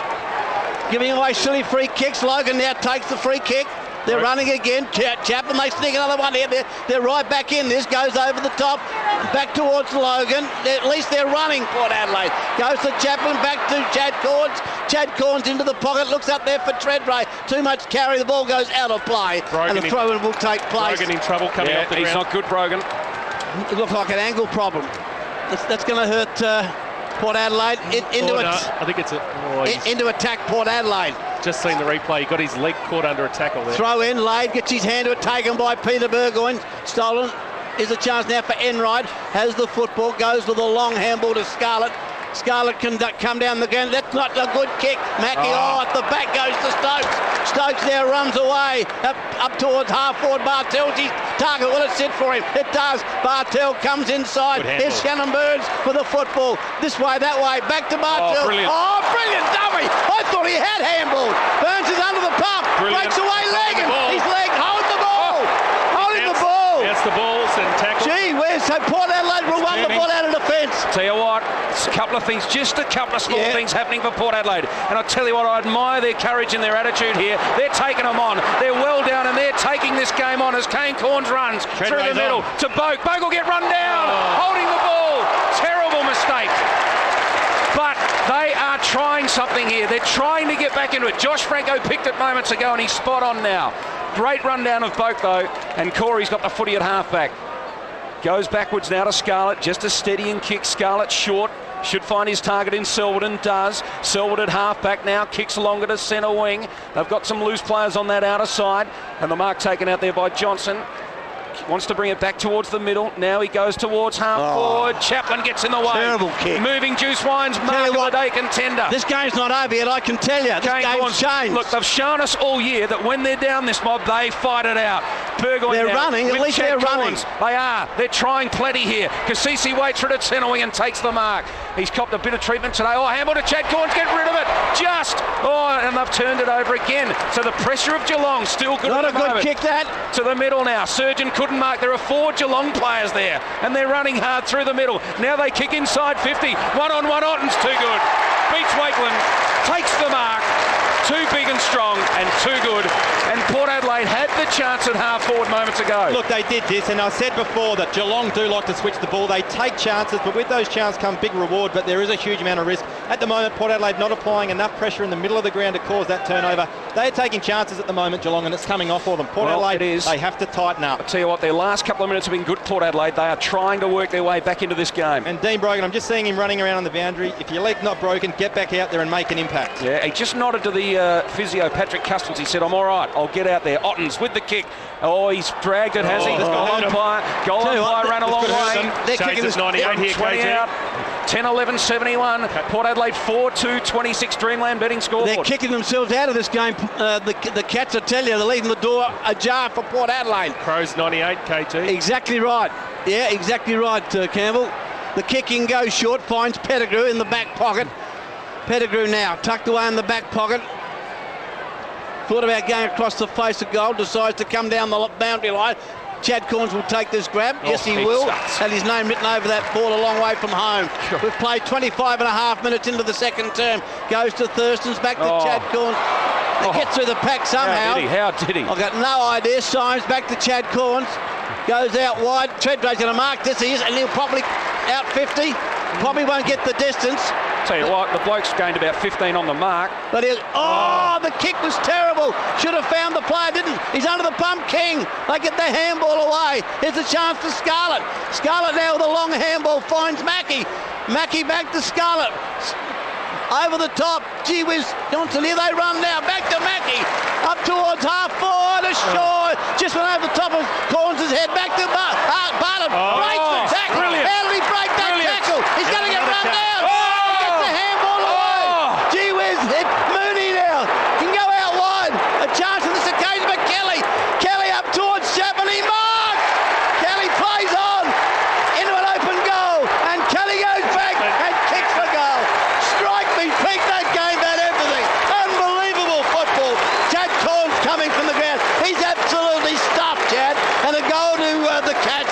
They go to 11-11-77. Port Adelaide 4-2-26 on the Dreamland betting scoreboard. Is it holding the ball? Oh, look, the umpire says he got the handball away, and I think he did get the handball away, but all year they pay it holding the ball. He threw it away. No handball there. Well, there you go. Campbell Ross says holding the ball. And we see Chad Corns come off the ground. That bewilders me because he's the player that at the moment he's buggered, but he's keeping Port Adelaide in the game. You've got a break coming up in about 3 minutes. Ditch, you've got a 20-minute break. Don't take him off or at the end of the second quarter. Leave him on there. He's the one that's finding the spark for Port Adelaide, getting his hands on the footy. I think you're right, but Port Adelaide again going inside 50. They're just letting themselves down time and time again. Chapman kicks his second. Geelong 11-11, Port Adelaide 4-2. Dreamland betting scoreboard. Cats in control in the grand final of 2007. Umpire to bounce it in the middle now. Lade sits under it, and in fact just lets Ottens take the tap. Lade's dragged off the foot. He will get a free kick. And he was held by Bartell in the middle, so Lade should go long. He's the chance to lob this in the goal square, and he's going to go long, but he goes to the flank, again to the lead of Treadray, and Treadray marks. Now Treadray's going to have a shot at goal here, but he wants to give off. He's just outside the 50. Westhoff back in the goal square, and Treadray looks as though he's taking the glove off. He will have a ping at the sticks from about 55 out. He didn't look confident when he took the mark. No, he wanted to give it off. But there's been too much of that this afternoon. They've got to go goalwards. Just outside his distance, though, I would say. He'll kick this. Will take his best kick. The captain on his way in now. Close to the man on the mark. It's a shocker. And he drags it badly. He's kicked not accurately. He kicked it out on the full no. He's just squeezed it in for a behind. Port 4-3-27. Margin 50 points in the grand final. Geelong 11-11-77. 28 gone second term. Ling's come on and created the space, come off the interchange bench, and he's been taking the mark. Ling now will chip it short, can find Stokes, and Stokes' mark, who was taken from the ground early in the game, puts it out wide. Gee whiz, Mackie's played a good game too. Mackie's been running off that half-back flank. Mackie. Has Motlop touched the footy yet, Campbell? Motlop's had 3 possessions, KG, for Southland and North East. Mackie goes back to, wasn't the best option, I wouldn't have thought. Milburn goes back to Scarlett. They're going to change the direction of the play. Wojcinski has it, goes out wide, a beautifully weighted kick, and finds Corey. Corey over the top, and in fact finds Johnson. And Johnson has taken the mark inside 50. Fair way out. He'll have to kick from over 50, and the angle, fairly acute angle, going towards the punt road end. We've played 29 minutes into this second term. Johnson now gets in close to the man on the mark, puts it up high into the square. Oh, it's off wide, and only a minor score. The Cats go to 11-12-78. Port Adelaide 4-3-27 on the Dreamland betting scoreboard. Well, this is where they've been letting themselves down as well. The kick-ins haven't been great from Port Adelaide this afternoon, but it means that the defence work of Geelong's been good as well. One-on-one here, Ablett, Treadray. Treadray too tall, took the mark. Moving Juice Wine's mark of the day, but he's a long, long way from the forward line. He's on the half-back line. He goes now to Peter Burgoyne. Burgoyne now at half-back will chip it very short to Chaplin. Umpire says it went far enough. Chaplin now handballs to the run of Peter Burgoyne. Burgoyne will launch it long and does. High to half-forward. This is where they're falling down. And at the back, Scarlett, the big fist over the top. And he clears it and it goes out of play. Westhoff couldn't get a run at it, nor could Motlop. And the umpire will throw it in now between centre wing and right half forward. In front of the members here at the MCG. Lade in front, Motlop over the top. Lade claimed it, gave it to Boat. Oh! Kicks to centre half forward. No one there for Port Adelaide, and it hits Stokes right on the chest. Stokes now will clear for Geelong and goes to centre wing. Goes out wide to Kelly. Look at Steve Johnson running at the moment out in front of young side. Johnson does well. Use the body, takes the football, kicks it up towards centre half forward, in towards the goal it goes, and Waketon takes it through for a minor score. So Geelong wasting opportunities. Their kicking's been terrible. Geelong 11-13, 79. Port 4-3-27. Here's a kick in now. Opportunity for Lade. Goes to Peter Burgoyne. Can they scrape one before half time? No, they can't. Oh, did he mark it? No. Umpire says no. Oh, well, hang on. He hasn't. What has he said here? Has he marked it? No, he hasn't. No. So he's heard the siren first. And complaints from a couple of players. But when the umpire first hears the siren. So at half-time in the 2007 AFL Grand Final, the Cats 11-13-79 lead Port Adelaide 4-3-27. Even though they trail badly on the scoreboard, the Dreamland Betting scoreboard, Josh, they just need a bit of spark. They do. They need it from somewhere. They're not out of it. No, and at the moment they're just getting beaten around the stoppages and on the turnover too. When Port Adelaide are turning the ball over inside their forward 50, the Geelong defenders are just amazing at running the ball out of the defence. Wasted opportunities for Geelong. Probably should be in front by probably 3 or 4 or more goals. Yep. But you'd have to say, going into half-time, Port Adelaide, as you said, they need to find something. They've got to get some more out of Sean Burgoyne, Chad Corns. Their senior players have to step up. The Dean Brogans have got to not worry about their ankle injury, get back out there and play the game. I'll tell you what, the forwards have got to do their job too. They've been non-existent this afternoon. But look, I really believe in this group, KG. You see what they've done this year from impossible positions. They will not give up. And then it's not just cheap talk or easy talk. They will come back. Actions speak louder than words. And I thought in the second part of that second quarter, they tried. They tried to get back into this game. And they are going to run and run hard. And I'll tell you what, if they go down, they'll go down fighting their guts out. And that's what's great about this Port Adelaide side. The games we've seen them win this year, they come from behind and they give it everything. I'm looking forward to the second half, Ken. That was a terrible half for Port Adelaide. The second half promises to be much better. I'm with you. Come on. So at half-time, it's the Cats. 11-13, that's 79. Port Adelaide 4-3-27. This is 5AA AFL.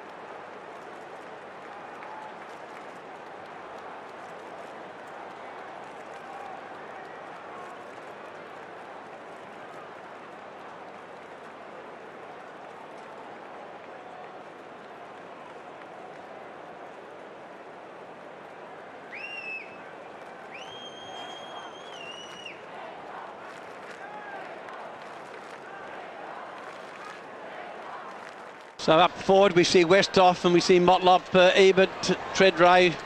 Scarlett's gone to him, which is And Mackey's gone to Roden. And in the middle, Ken, you got Brendan Lay taking the ruck, which is great to see. Chad Corns and the two Burgoyne brothers. Okay, now the two Burgoyne boys in the middle here. Can Port Adelaide weave some magic in this, the third quarter of the 2007 Grand Final? Cassisi in the hip pocket of Gary Ablett Jr. Kane Corns in the hip pocket of Jimmy Bartell. The umpire holds the footy aloft for the start of the third quarter here at the G, the Grand Final for 2007. It is Brad Ottens and also Big Lady. Ottens gets his hands on it. Taken by Ling, dispossessed. Taken by Rook, kicks a high one up towards centre half forward. A bouncing football. Spills out the back. Stokes goes without it. In there is Chapman. He's dispossessed. In there is Kelly. Tries to weave it away. Can't do so. Port Adelaide persisting. Heavy traffic there. Ling trying to work it away. They do now. Port Adelaide through Kane Corns. Dispossessed though. Comes out on this occasion to Burns. Up towards half forward. He's found him. Big Mooney. On an acute angle though. Going towards the city end here at the G. Tucked away in the pocket. It'll take a huge kick for him to find the accuracy. Their accuracy in the first half was ordinary. Big Mooney now is going to have a shot. He'll kick from within 50. The angle very acute, puts it up fair. How do you explain that? How do you explain that? He's kicked that. He has kicked that in the first 50 seconds of the third quarter. They couldn't kick a goal to save their life in the first half, and he has split the middle there. And that's not what Port Adelaide wanted. Geelong 12-13-85. Port Adelaide 4-3-27 on the Fielder's terrific scoreboard. John. Yeah, look, can you hit the nail on the head? That really does knock the wind out of the Port Adelaide sails. They had to come out of the half-time break and get the first two goals on the board. And as we said, Geelong have wasted opportunities in front of goal, and Mooney goes back and kicks it from probably a 60-degree angle. It really does hurt Port Adelaide. Exactly. Margin 58 points. Fielder's still roofing scoreboard. So umpire in the middle. Great start for Geelong at the start of this third term.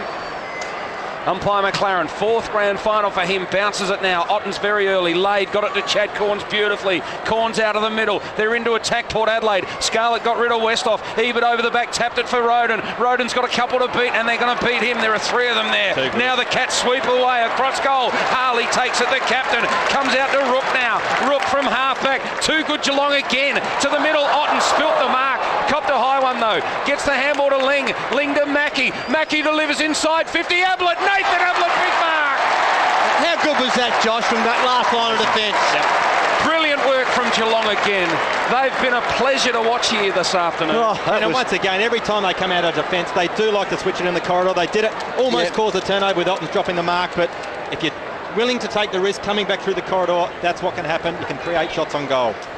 Nathan Ablett now will kick it right on the 50-metre line. He fancies himself from here. Very deliberate run-up.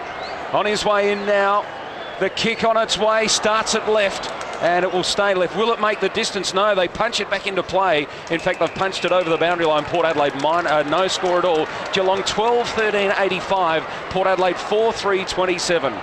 Couple of minutes gone now, 3 minutes gone, third term of the grand final. Lade and Ottens now sit under it, they wait, it comes in now. Ottens too strong this time for Lade. Sean Burgoyne in the back will get a free kick, last line of defence, and can clear for the power. Sean Burgoyne now, can Port Adelaide do something? Handballs away to his brother Peter, goes to the other side of the outer side of the ground, comes back in towards Lade, not a good kick, he kicked it straight to Ottens. Ottens, away they go again, Bartell over the top.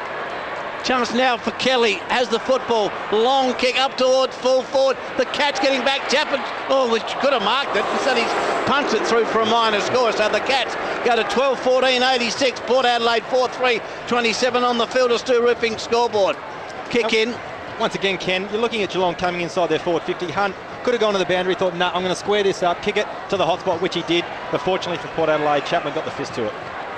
Kick in now, Thurston says to Port Adelaide, give me someone to kick to. Goes to Salapak in the back pocket. That's a useless kick, really.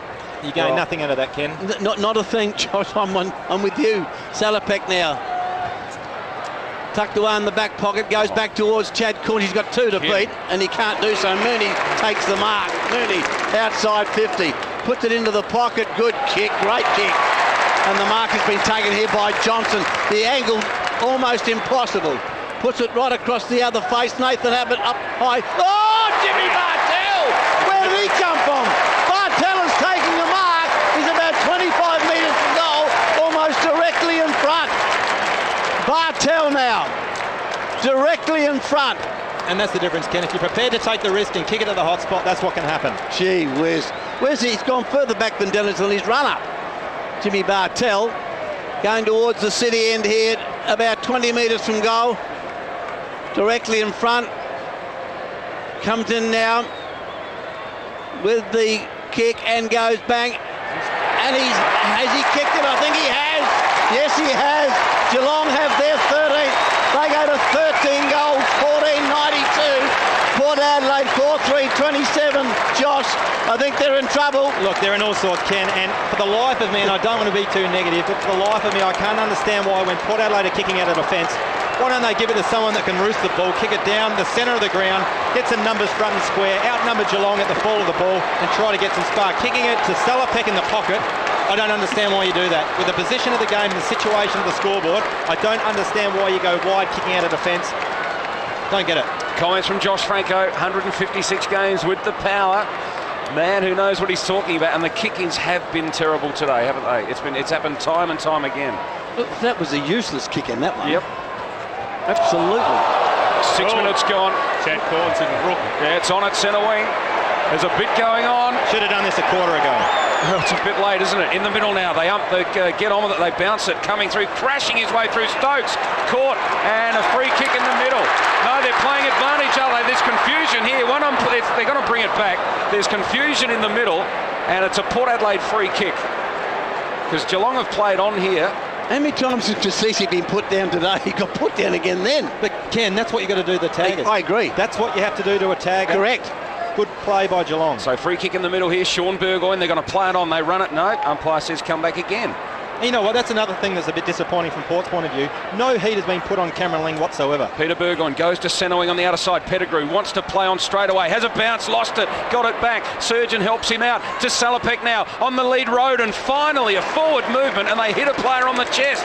We have not seen that type of play all day. What are the inside 50s this quarter? Inside 50s this quarter, that is 4-2, and Roden just 4 possessions for the day for Southland and North East. Very quiet Roden, but he's taken the mark. That looked good from Port Adelaide. Gee, if they can create that sort of run and quick movement. Pettigrew again, though, your heart was in your mouth. He threatened to lose the ball at one stage, but got it back. Roden now, long way out for him. It'll be his best kick if it gets there, and he's offline, way offline.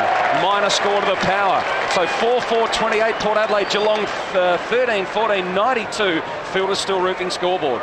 Yeah, Milburn about to bring the ball back into play for the Cats. We've played 7.5 minutes into the third quarter of this grand final. He's been told to bring it in, kicks to himself, then races away, kicks long, back towards the centre wing area. Harley there. Oh! Chapman, what a mark! Strike me pinky sword! High as the lights, goes to Selwood. There, Ingemantel was that. Selwood bounds away, kicks long, they're inside 50. Ablett has the set, can't take the mark, but to get him back is Maitland. How was that for a mark? That was spectacular. That was unbelievable. Goes to Kane Corns, goes to Chad Corns, around his body, Salopek in race for the ball. Oh, he's rock and rolled on the outer side of turnover. Geelong now trying to work it away. Heavy traffic out there, no beg your pardon. And the umpire will bounce down. Rook came in. Same spot that Jezza took that mark in the 1970s. Oh, what a mark. Well, that's mark of the year. That's unbelievable mark. The bounce down now, Brogan into the ruck for Port Adelaide. Peter Burgoyne trying to work hard. He's gang tackled, and the umpire says, I'll have it. Umpire McLaren going nowhere, Peter Burgoyne. Don't you love that part of our game? Tell you what, that was amazing. The two ruckmen hold each other. Geelong have numbers off the ball. Burns now fires a handball in towards Ling. Surgeon stole it though. Port Adelaide from half back through Chaplin now. He's taking them on. He has a bounce through the middle, but now he runs into trouble. Handball's Kasisi now. Left foot kick to centre wing. No one out there. It's a vacant centre wing. Now Motlop has to run about 30 metres to gather the ball, and he goes to ground. Motlop goes to ground, and he's lost it now. He has to beat a couple. Corey comes through. Corey handballs to Enright now. On his outside, Ling. Geelong running again. Ling spears the pass inside 50. Gets to Mooney on the bounce. Wakeland goes with him. They go to ground. Wakeland one out. No. Geelong through Ablett. Ablett now gives it back to Burns. Burns It's high kick to the goal square now. Goes to the pocket. Nathan Ablett, Thurstons and Chaplin fisted over the boundary line, and a throw in left forward pocket for the Cats. Geelong doing the attacking again at the start of this third term. Throw in here, left forward pocket. Brogan and Ottens go at it. They hold each other again. Off hands, Kane Corns a chance. Chad Corns took him on, took the tackle Free kick. and he'll get a free kick. And Bartel gets cheered off the MCG as he comes off for a spell. The kick in now. What's Chad Corns gets to his feet. Where's he going to go? He's going to go to Pettigrew. The kick, does it find him? No, it doesn't. He's got plenty of time, though. Has a bounce on the outer side of the G. Has his second bounce. Runs his full distance, then kicks up towards the pocket. And he's up towards half forward. There's Hunt. Hunt working hard, though. Right there. Sat upon. Will he get a free kick? Milburn.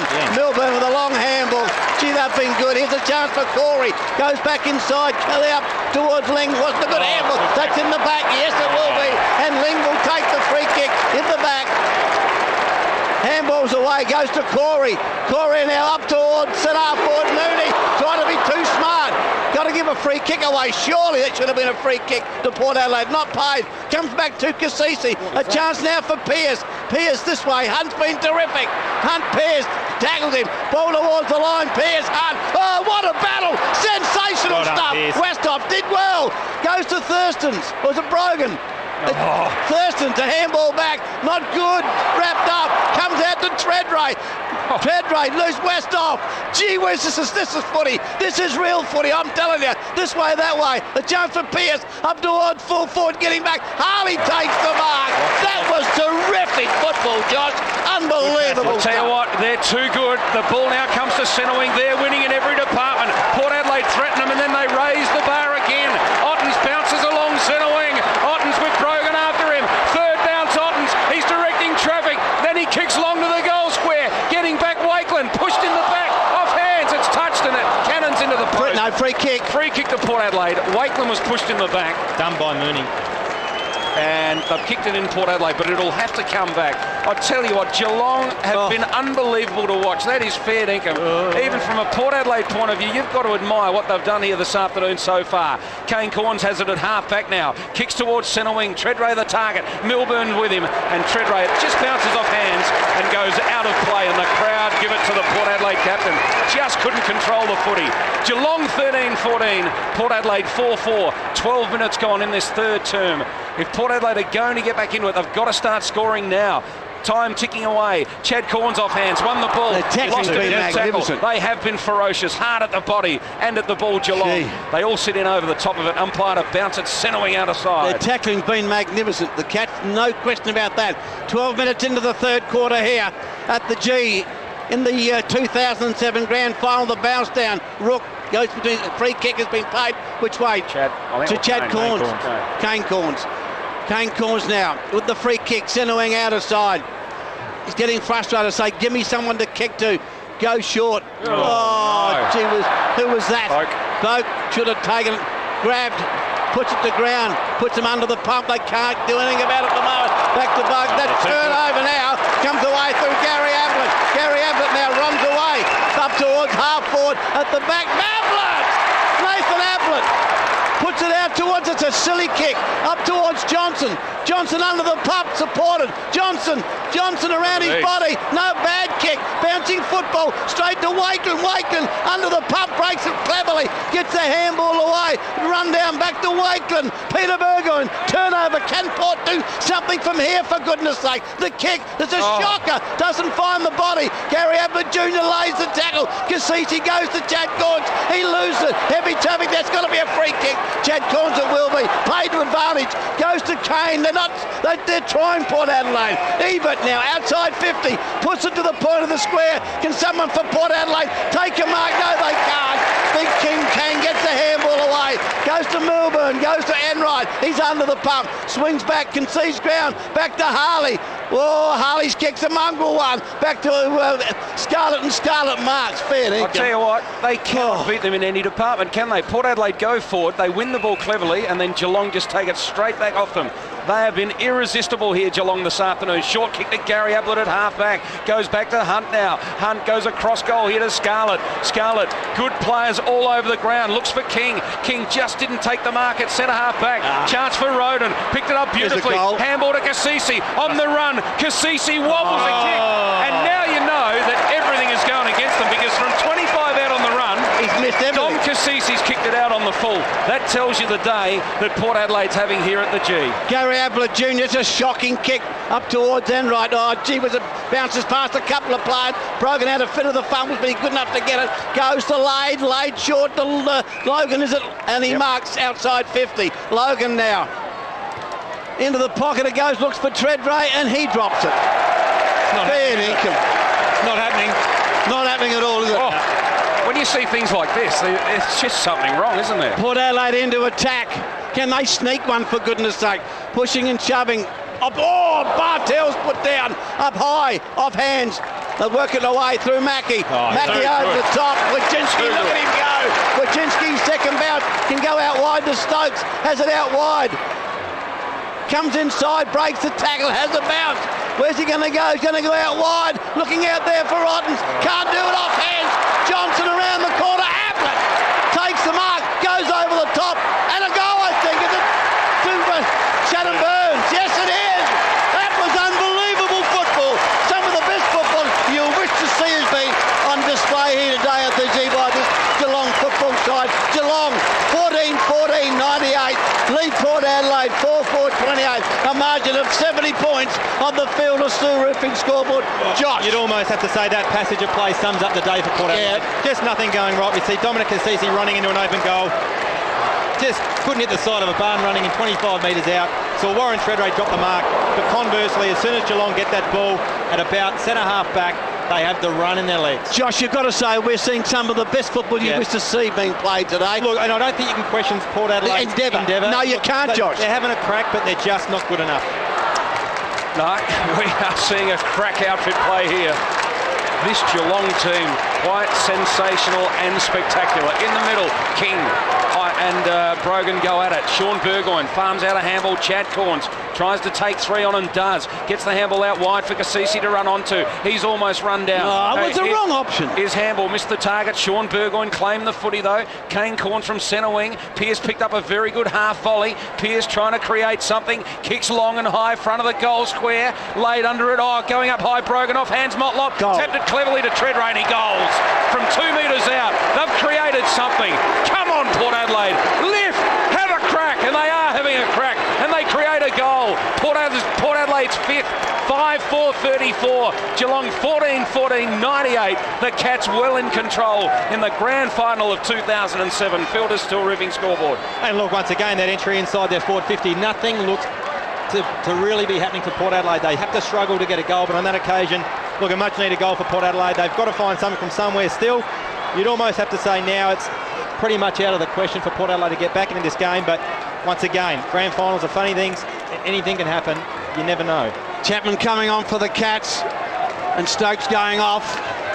Geelong 14-14, 98, lead Port Adelaide 5-4-34, margin of 64 points on the field of steel roofing scoreboard.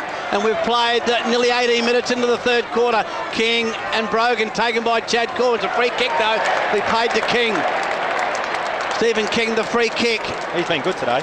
He's been very good. Goes to Ablett. Ablett comes outside to Selwood. Selwood now up towards half forward. Chapman's his target, got him. He's been good too, I don't mind telling you. Chapman's been good. Outside 50. Where's he going to go? He's going to go up to the big fella Ottens and he takes an uncontested mark virtually on his chest. Ottens now. How can they leave Chapman unattended on the 50? Well, he has destroyed Port Adelaide all day and they refuse to pick him up. So the action with Ottens. He won't kick this. He'll get the distance. He'll kick this, Ken. Nah, kick from 30 metres, 35 metres, Josh. He couldn't possibly get this. The angle, he'll get the distance, but not the accuracy. We're behind the kick going towards the city end here at the G. It goes bang with the kick. Oh, and it has missed. Only a minor score. The Cats, 14 goals, 15-99. Port Adelaide, 5-4-34 on the Field of Steel Roofing scoreboard. Blood rule again, Kasisi coming off, so... He's been belted all day today, Kasisi. He hasn't been right since he got clocked, in that opening term. He copped a real heavy one in the middle. He and Ablett tangled early in this game, and I reckon there was a little bit of a square-up situation. So Pettigrew comes on now for Kasisi. So we'll just wait for Pettigrew to make his way to half-back. 14-15-99, the Cats. Port Adelaide 5-4-34. So we'll restart play now. 20 minutes gone into the third quarter, boys. So Thurston's now. We'll go long for a change. He's kicked short all afternoon. Clears the 50. King up high. Wakeland. King, good mark. Big, strong grab. Players loose inside the 50. Yeah, and he finds Johnson. How good's this bloke been? He's had a ripper of a game. Johnson, he fancies himself from here. Goes straight to the goal. Otten sits under it. Otten's marks. Or is it a goal? Otten's is marked right on the goal line. And it is now turning into a procession. This scoreline's going to get ugly, or uglier. What a year Brad Ottens has had. Started at Glenelg, went to Richmond, a much publicised move to Geelong, and has now turned into a terrific player. Big season from him, and another big day today. He kicks truly, and Geelong now break the ton. 15-15, 105. Port Adelaide 5-4-34. A very, very sad and sorry scoreline for Port Adelaide on the field. It's still roofing scoreboard. Well, look, I don't know what to say, fellas. You've got to hand it to Geelong. You do. Magnificent today. But once again, another poor kick out there by Port Adelaide. Toby Thurston kicks it down the throat of Stephen King. Perhaps the Port Adelaide players should have created a contest, brought the ball to ground, but they weren't. King's been good all day. But at the moment, Geelong just irresistible. Well, they're tackling, their run, their use of the ball. Everything. Just every part, Yep. exactly every part of their game, Josh, has been superb. And well, Stephen King's he hasn't let the coach down. There was a bit of controversy whether he should have been picked or not, but well, he certainly played his role in Geelong's dominance of this game thus far. The umpire bounced the football once again in the middle of the G. In fact, he takes it, gets it to Ling. Ling now up towards half forward. Up there, Ablett, off hands it goes. Here's a chance for Corey. Goes towards Chapman. Well, it's set for him. Chapman now into an open goal, and he's kicked another one. He's kicked another one. Unbelievable stuff. The Cats have their 16th goal. 16 goals, 15, 111. Port Adelaide 5-4-34. And the Cats are just irresistible here at the G. We've played 21 minutes into the third quarter, and they are playing unbelievable football, Josh Franco. Yeah, look, they are, Kenan. We talked about a pre-game that probably Port Adelaide's weakest part of the weakest area of their game is their defence, and at the moment they are being exposed down there. Steve Johnson has been absolutely magnificent. Chapman once again just given far too much latitude inside Port Adelaide's defensive 50. At the moment, Brad Symes is on him. You've just got to lock down on those sort of players. Just given far too much room to move, and it really hurt Port Adelaide on the scoreboard, Cam. Yeah, I hate to say it. We might be seeing a record here today. The greatest winning margin in a grand final is 96 points. They are on the way, Geelong, no doubt about that. Bounce in the middle. King again over the top. What a great tap. Found Ling. Ling short toe poke. Chapman now raking up the possessions. They go back now from the middle. Kelly towards half forward. No mark taken. Chaplin got in the face of an opponent there. Thurston tries to burst his way out of defence. Chad Corns will pick it up. Takes him on. Ridden into the ground. Got the handball away. Gary Ablett picks it up. Stolen by Thurston's. Roden now. Roden back to tackling's been magnificent. Put him under the pump. How good. The tackling, magnificent. Broganoff, Westhoff comes back on for Port Adelaide. It's all elementary though. Bounce down centre wing now. In front of the members, King front position, Chad Corns third man up, and he belts it straight to Milburn. Loose player in the middle, goes that way now to Kelly. Kelly now to the lead at half forward here. Mooney, 20 metres in front of his opponent Thurston's. Mooney handballs over the top, they're running Enright. Going to get run down and does. Got the handball away. Nathan Ablett picks up, feigns the handball, goes backwards now. Mooney caught on his left. Kick partially smothered to the front of the square. Chaplin comes out of defence, tackled. King from a standing start, and he's missed from 25 out. Geelong 16-16, 112. Port Adelaide 5-4-34. 24 minutes gone into the third quarter, and the Cats are simply irresistible here this afternoon at the G. The ball about to come back into play. Wakeland about to bring it back into play. No one to kick it to. Lady goes to the outer side. Wakeland kicks to himself. That's his target. Goes out towards Lady with him as King. Thumped away. Ball towards the boundary line. Chapman out there, and the ball will go out of play. Throw in. Centre wing outer side of the MCG. The Cats 16-16, 112. Port Adelaide 5-4, 34. Pushing and shoving. Lady gets his hands to the ball. Body over the football was Kane Corns, and the umpire went, don't tell me, you can't play hold the ball. Have they come away with that, the Cats? They have. Through Chapman again, he concedes ground, goes back to Kelly. Kelly, and a free kick off the ball against Symes. Gee, well, it's all happening here. Back to Chapman. Chapman, a long kick up towards full forward, getting under the football and taking the mark of it. No, knocked away, and it goes out of play. Throw-in will take place. Big Mooney wanted the free kick. He said, I was pushed, but the free kick not forthcoming. A throw-in right alongside the boundary post. And the Cats into attack here. Going towards the city end, pushing and shoving. Begottens gets his hand to the football. Taken by Burgoyne, kicks around his body. Back towards the half-back flank that chases on. Bartel, first player to the football, has it. Goes short. Gee whiz, they don't miss the target. Finds Selwood. Selwood in turn to Wojcinski. He can run. Goes back to Selwood. Selwood up towards Ablett. Ablett pushed under the football, was he? Round the body. Here's a free kick. Yeah, I thought it was there. And Nathan Abbott will take the free kick. He was pushed in a marking contest against Pettigrew, grabbed his arm, and Nathan Abbott will take a kick about 25 metres from goal directly in front. Gary Ablett Jr. coming off. We see Corey going on, Treadray off, Motlop on. The action with Nathan Ablett. What's happening here? Blood rule Chaplin. Blood rule Chaplin. Yep. All over him, so he's coming off. Fine young player for Port Adelaide. Looks like his arm, some blood gushing from his arm. Chad Corns comes back on. Kane off. And we'll wait for Chaplin to come off with the blood rule. Logan going on. So the action with Nathan Ablett. Otten's off. Here they're swinging the changes. Young Stokes going on. Nathan Ablett, not the most reliable kick for goal. Directly in front. Approaches the man on the mark, which is Pettigrew. Directly in front of goals. Oh, he shanked it, has he? No, he's kicked it. I thought he shanked it momentarily. The Cats have their 17th. They go to 17-16, 118. Gee whiz, this is becoming a little bit embarrassing now. Port Adelaide 5-4, 34 on the field of Stu Roofing scoreboard. Ken, I think you've hit the nail on the head.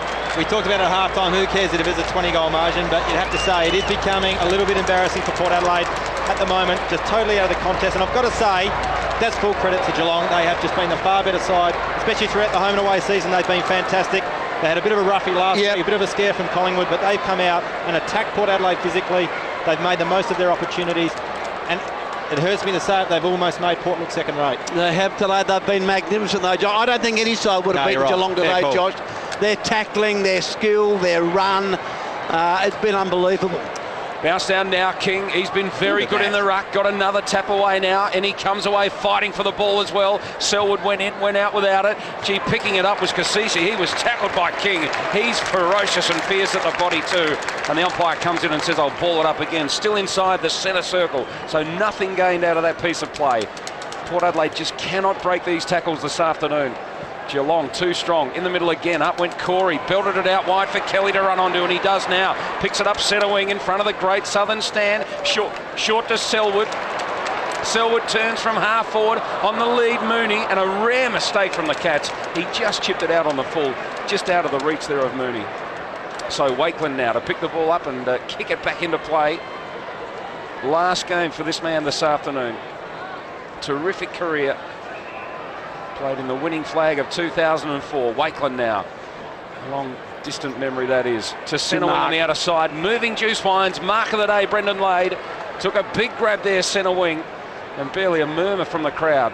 Lade now to the lead of Ebert. Ebert jumping over the top of him. A couple of Geelong players that time. Ball stays in play. The Cats working for it at half-back. Scarlett comes in to help out. Handball ends up with Chapman. What sort of days Chapman had? Amazing. The ball now comes towards Mackie. Couldn't take the mark. Clean bowls a few. Ends up now in the hands of Surgeon. Surgeon from the middle of the ground. Chip short. Pierce. Pierce marks at half forward just outside the 50.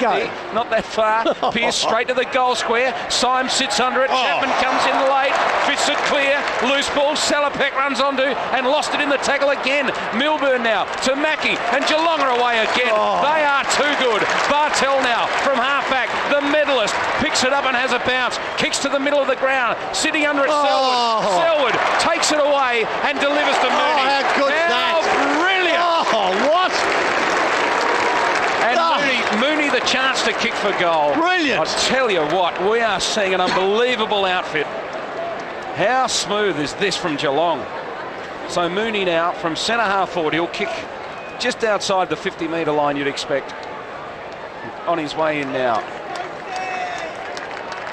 And in fact from 48 metres, Mooney, and the umpire hasn't moved. It is straight through the middle. And Mooney goals for Geelong. 18-16, 124. Port Adelaide, 5-4-34. Fielders still rooping scoreboard. And guys, what can you say? Look, I can't help but think perhaps the tactics used by Mark Williams throughout the week, the mind games, I actually think it might have backfired on them today. I think it's given Geelong a bit of extra spice in their game, and I don't believe in mind games, and Choco never plays them. Look, and I know we talked about Choco being relaxed and all that, and that's fantastic for the young players and all that, but it almost has that feel that perhaps some of the players just expected it to happen, and in big games like this it doesn't, but gee whiz. Not good. This is not Port Adelaide. No. This is not Port Adelaide at all, but you take nothing away from the Cats. Their tackling has been unbelievable. As we said, every facet of their game today has been absolutely outstanding. We've played 30 minutes into the third quarter, and it's 18-16, 124. Geelong Port 5-4-34. Here's a chance now for the power. Boak gets it back. Kick is smothered. Came from Surgeon, goes out to Bartels. Picked up this way, that way. Jaguars this bloke. Jazzy, get out of that, Johnson. And had the vision to see Mick Mooney. That was unbelievable. That is frightening stuff, what Steve Johnson did then. How he got out of that group of players, then had the brilliance to see Mooney not blaze away at goal as most players would have. Had the vision to see Mooney. That is unbelievable football. That's their ninth mark inside 50 this quarter, KG. That is an amazing stat. They've got 19-3. Stats there for South out of Northeast Mitsubishi. Mooney now kicks towards goals off the side and he's missed. So the Cats go to 18-17, 125. Port Adelaide 5-4-34 on the Field of Steel Roofing scoreboard. 31.5 minutes gone into the third term here at the G. Well, this is a 15-goal margin. Look, you've got to ask yourself the question, what's this going to do to Port Adelaide? Yeah, can they come back from this? Not today, but obviously, Josh, in time to come, you're right, because it leaves a scar, doesn't it? A bad mental scar. Out of the middle Here now. they go. From the kick in, this looks better. This is promising. Peter Burgoyne to Sean Burgoyne, nearly run down. Got the kick away to the square. Ebert sits under it. Good mark. Moving Juice Wines. Mark of the day, Brett Ebert. Well, that was a good passage of play. Yeah, and look, I was just about to say, one of the few times Port Adelaide have had some runners through the middle of the ground, got it inside their forward 50 quickly and kicked it to the advantage of the forward, which they did on that occasion. Brett Ebert take the mark. Just got to go back and kick the goal. He missed two earlier in the game, had the chance to kick the first goal, had a snap on the run and just missed with that one. Now the chance after the siren here, three-quarter time, Brett Ebert kicks and he's hit the post. It is not happening for Port Adelaide. No, it is not their day. So it's three-quarter time here. Look at that scoreboard on the Field of Steel Roofing scoreboard. Geelong 18-17, 125. Port Adelaide 5-5-35, and that's a margin of 90 points on the Field of Steel Roofing football. This is 5AA AFL.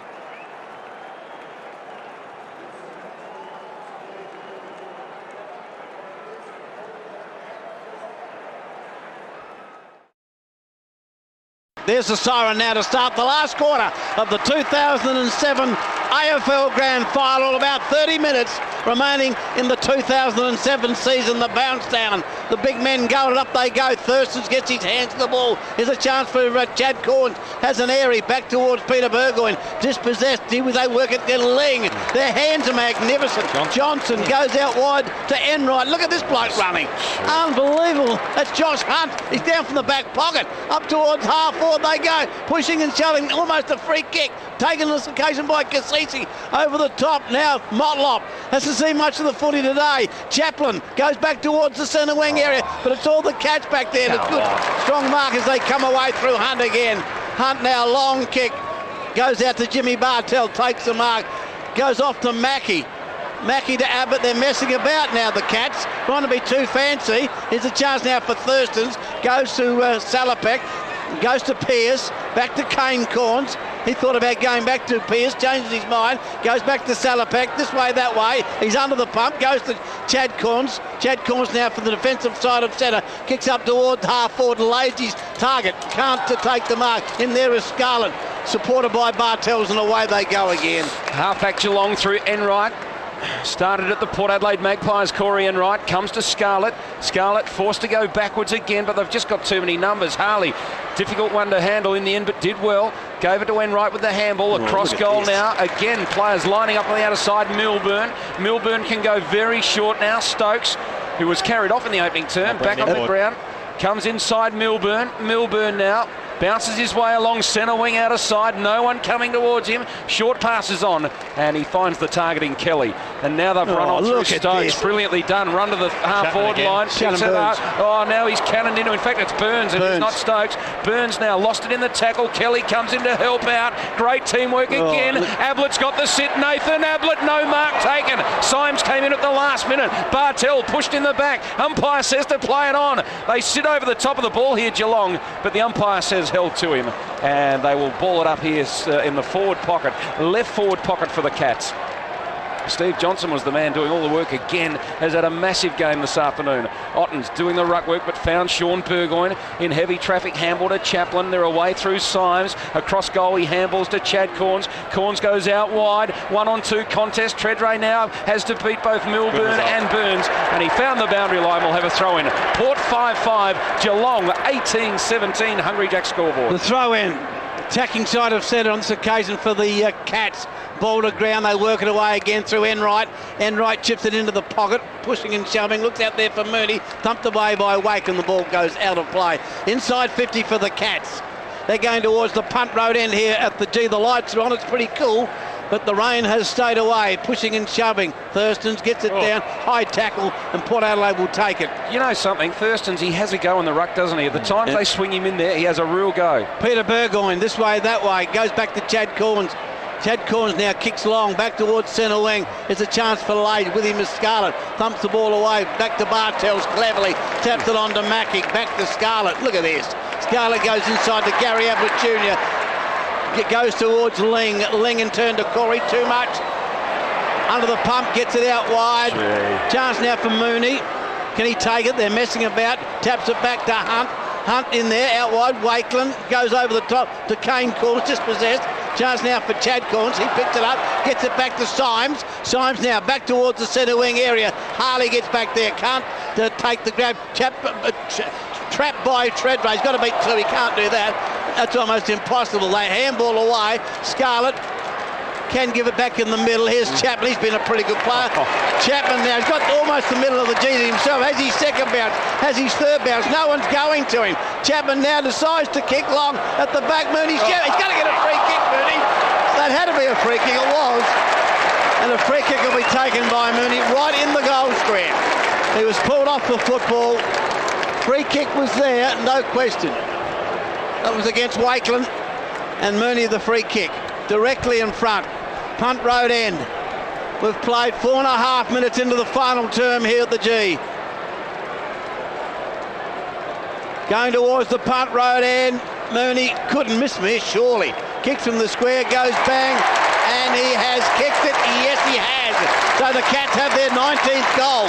They got a 19-17, 131. Port Adelaide 5-5, 35 on the Hungry Jack scoreboard. George. Well, actually, Josh, I'll fill in for you there. We now have a record margin. They've equalled the greatest winning margin here today, the Cats. In 1998, Hawthorn defeated Melbourne by 96 points, and it looks just like a formality that the Cats might get over that margin here today. The Cats will win their first premiership since 1963, 44 years ago, and I would suggest people like Bobby Davis will be ecstatic when that final siren does finally sound. Mooney coming off. It's the blood rule. Gee whiz. I think, is it the blood rule? I'm not so sure, but young Stokes is coming back on. Mooney off. Treadray off for Port Adelaide, and the crowd have absolutely given it to him here, the members at the MCG. So Treadray off for a spell. On the bench now, Thurston's and Brogan. So Lade's gone into the ruck. And the bounce down now. Lade has to sit under it and wait. It comes to Sean Burgoyne. His handball goes astray. Otten's fighting hard for it. Symes tackles him. Umpire will ball it up again, right by the centre circle. This scoreline is absolutely amazing. Yes, it 19-17, 131, 5-5, 35. Incredible stuff. Another bounce down. Ottens just goes it alone, takes it out of the air, handballs back to Johnson now, kicks from the middle. Rock and roll as he kicked it. Chapman on a lead, perhaps the best player. Interesting to see how he goes in the Norm Smith medal. Tackled, he didn't have the ball at half forward. Chapman goes in after it, he's pulled off the footy, and now he gets a free kick. He's had a massive day, this fella. Best on. He's the reigning best and fairest, and he might get another prize today, I reckon. Who's going to win the Norm Smith medal? That's a hard one. Well, I reckon this bloke is odds on. Johnson, They got so many good players, though. Scarlett's been great. Yeah. Johnson, yep. So Chapman now from outside 50. Can he add to this mammoth score for Geelong? On his way in now. Will kick from about 53 metres out. Kicker will just fall short. In the square now, laid up in front. Couldn't mark off hands. Ling kicks it. Yes, another one to Geelong. And they march on their merry way. The Cats. How dominant has this been this afternoon? 2017, 137, Port 5-5-35. Hungry Jack scoreboard. I'm sorry, Josh, I shouldn't have asked you that question because you are one of the judges in the Norm Smith medal. Yeah. Yeah, I'm sorry. The voting's finished anyway. Oh, it's finished. Okay. So he can have an opinion. I hope so. I didn't want to impose you, that's all. No problems there.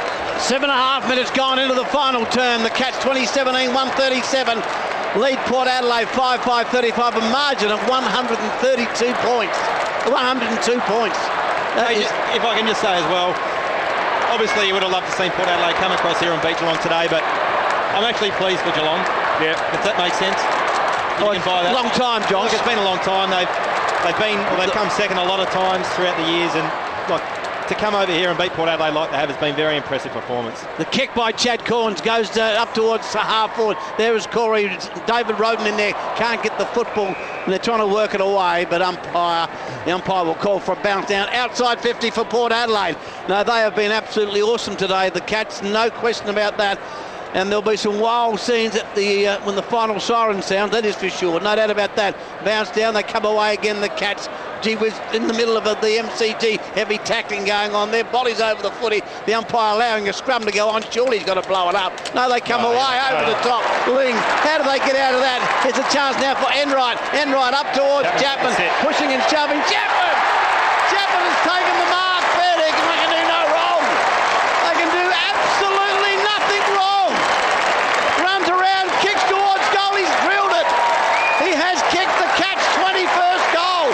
And look at the interchange, bench of the Cats. Bomber Thompson giving everybody a run here.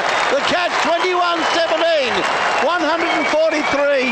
Port Adelaide 5-5-35 on the Hungry Jacks scoreboard.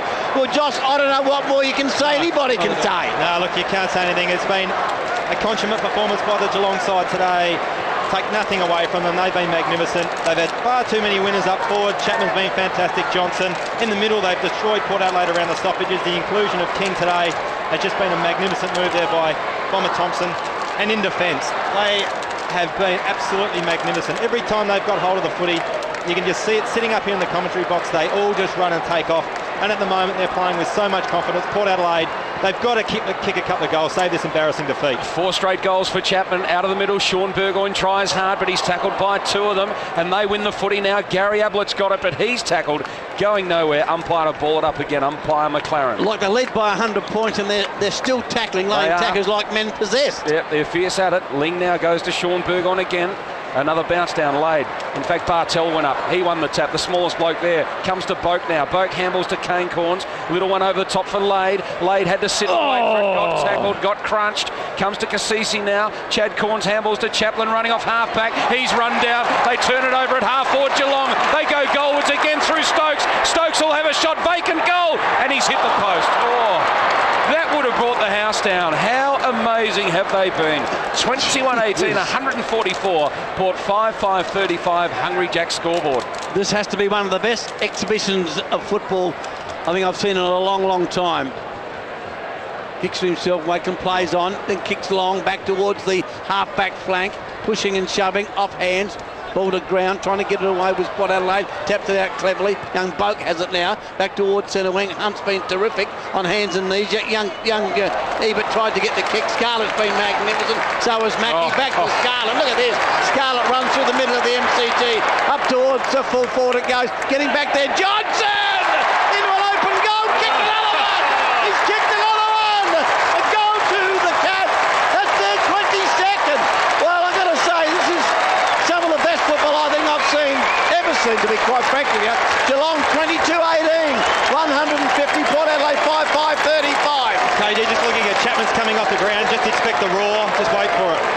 Unbelievable, Chapman coming off, and the Cats fans, they're going to go nuts. Going to go nuts. There it is. Listen to them.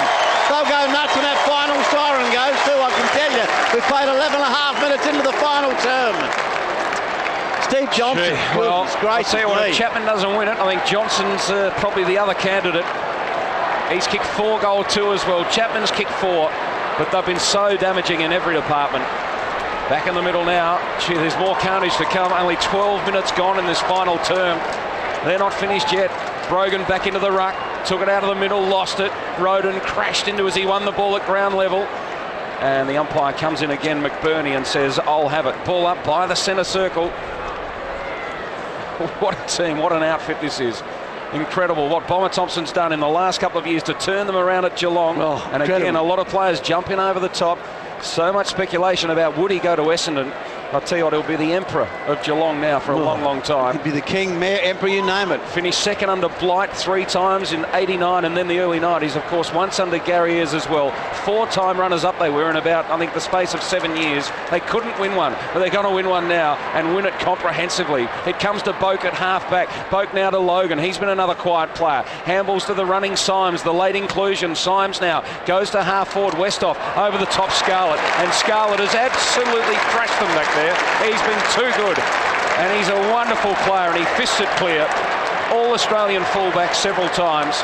The throw in now, left half forward for Port Adelaide. Brogan into the ruck work. Geelong will come away again with it, or do they? They've lost it, but Mackie will get it for them at half back. Taps it cleverly to his opponent. They're away again through the middle. Enright goes to Stokes. Handballs back.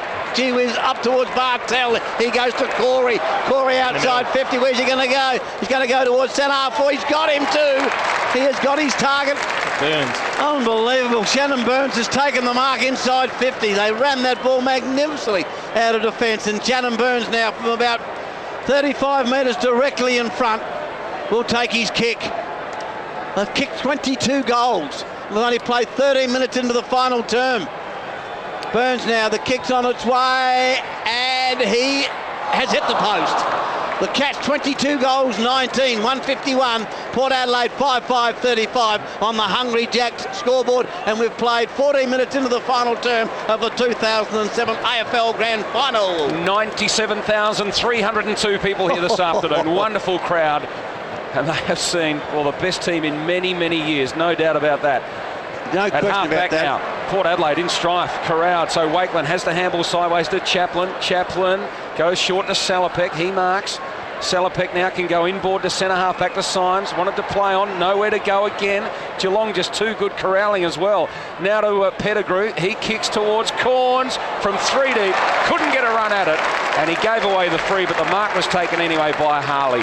Great day for this fella who started with Port Adelaide, played 1 game in 98, and now captains of premiership side Tom Harley. Gary Ablett has it in the middle. Look at Farms this. it out wide to the half-forward flank. They're running hard. Steve Johnson. Johnson goes goalward again. Getting back though, Nathan Ablett, and he marks. Or does he?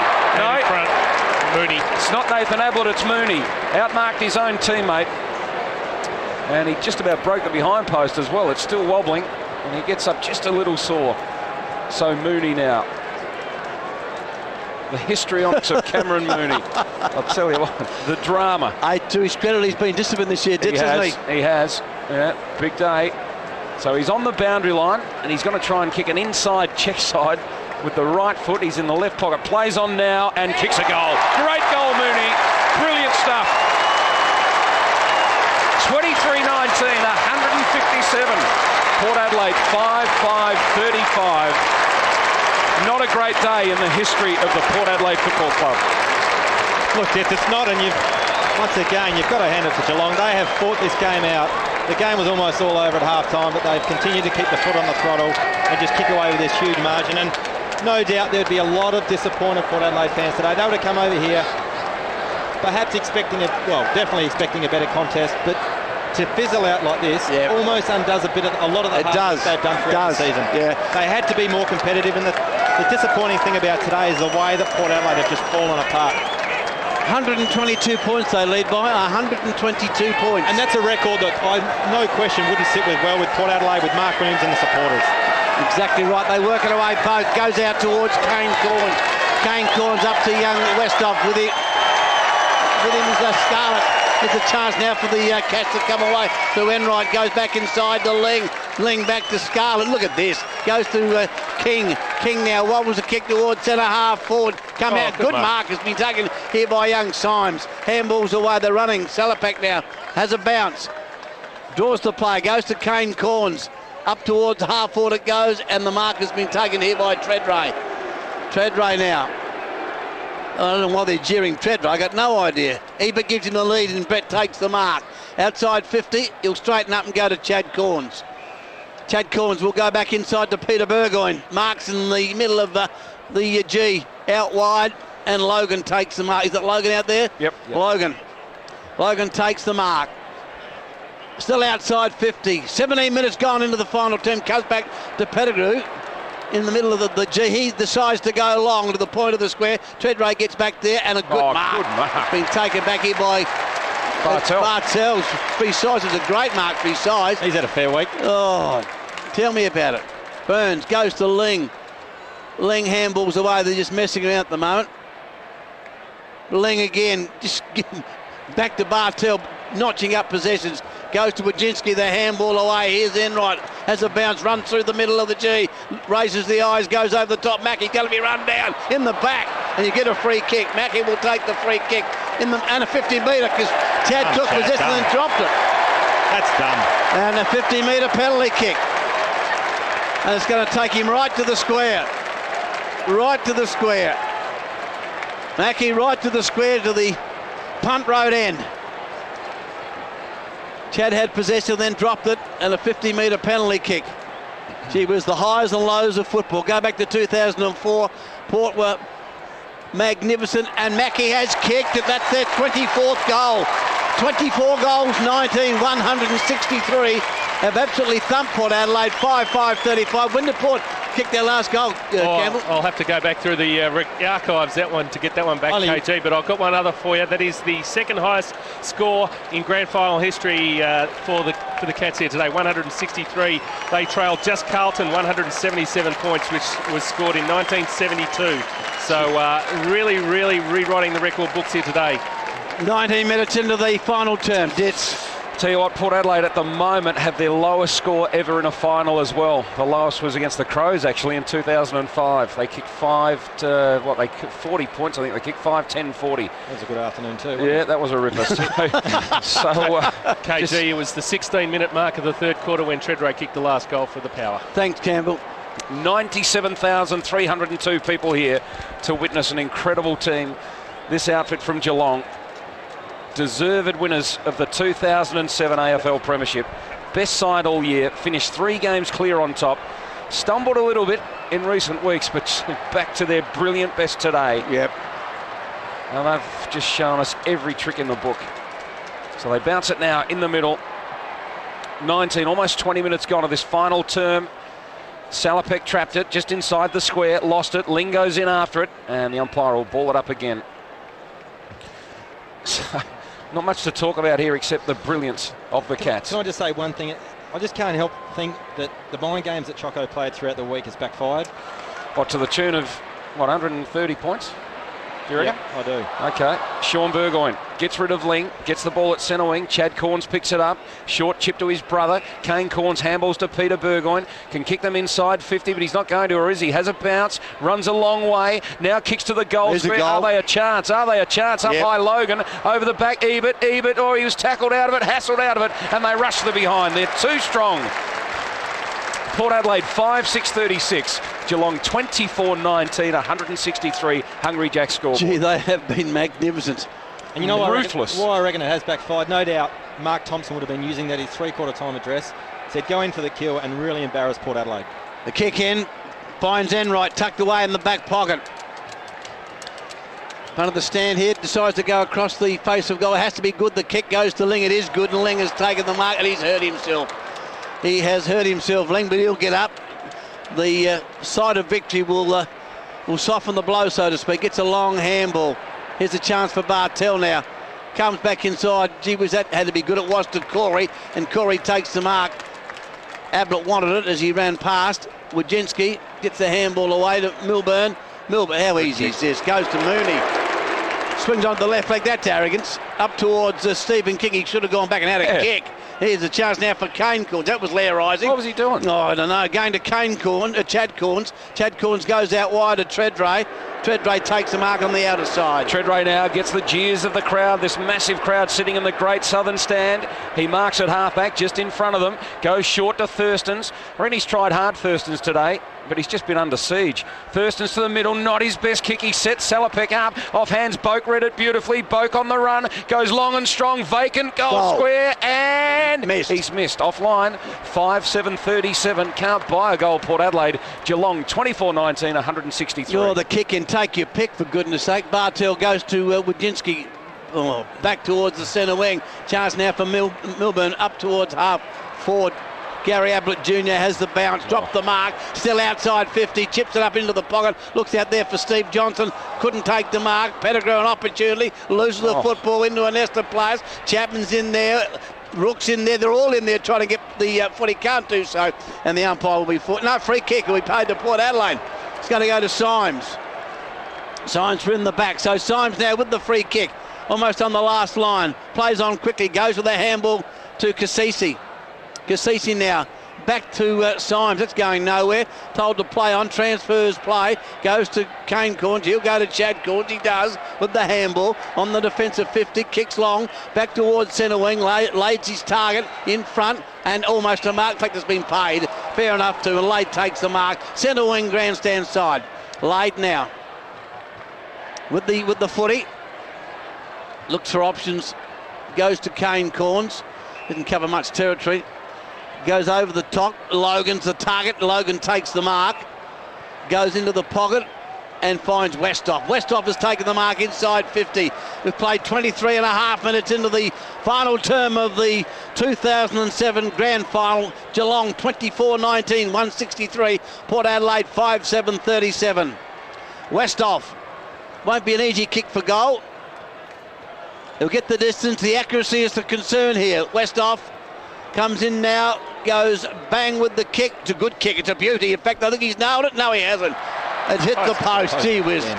5 goals, 8, 38. Port Adelaide, Geelong 24-19, 163 Dits. Waiting for the Cats to bring it back in. 24 minutes gone, not far away from siren time when the Cats and their captain Tom Harley and Bomber Thompson will hold this cup aloft for the first time in 44 years. It'll make its way down the Geelong Road as they kick across goal now. Scarlett to Milburn, who marks.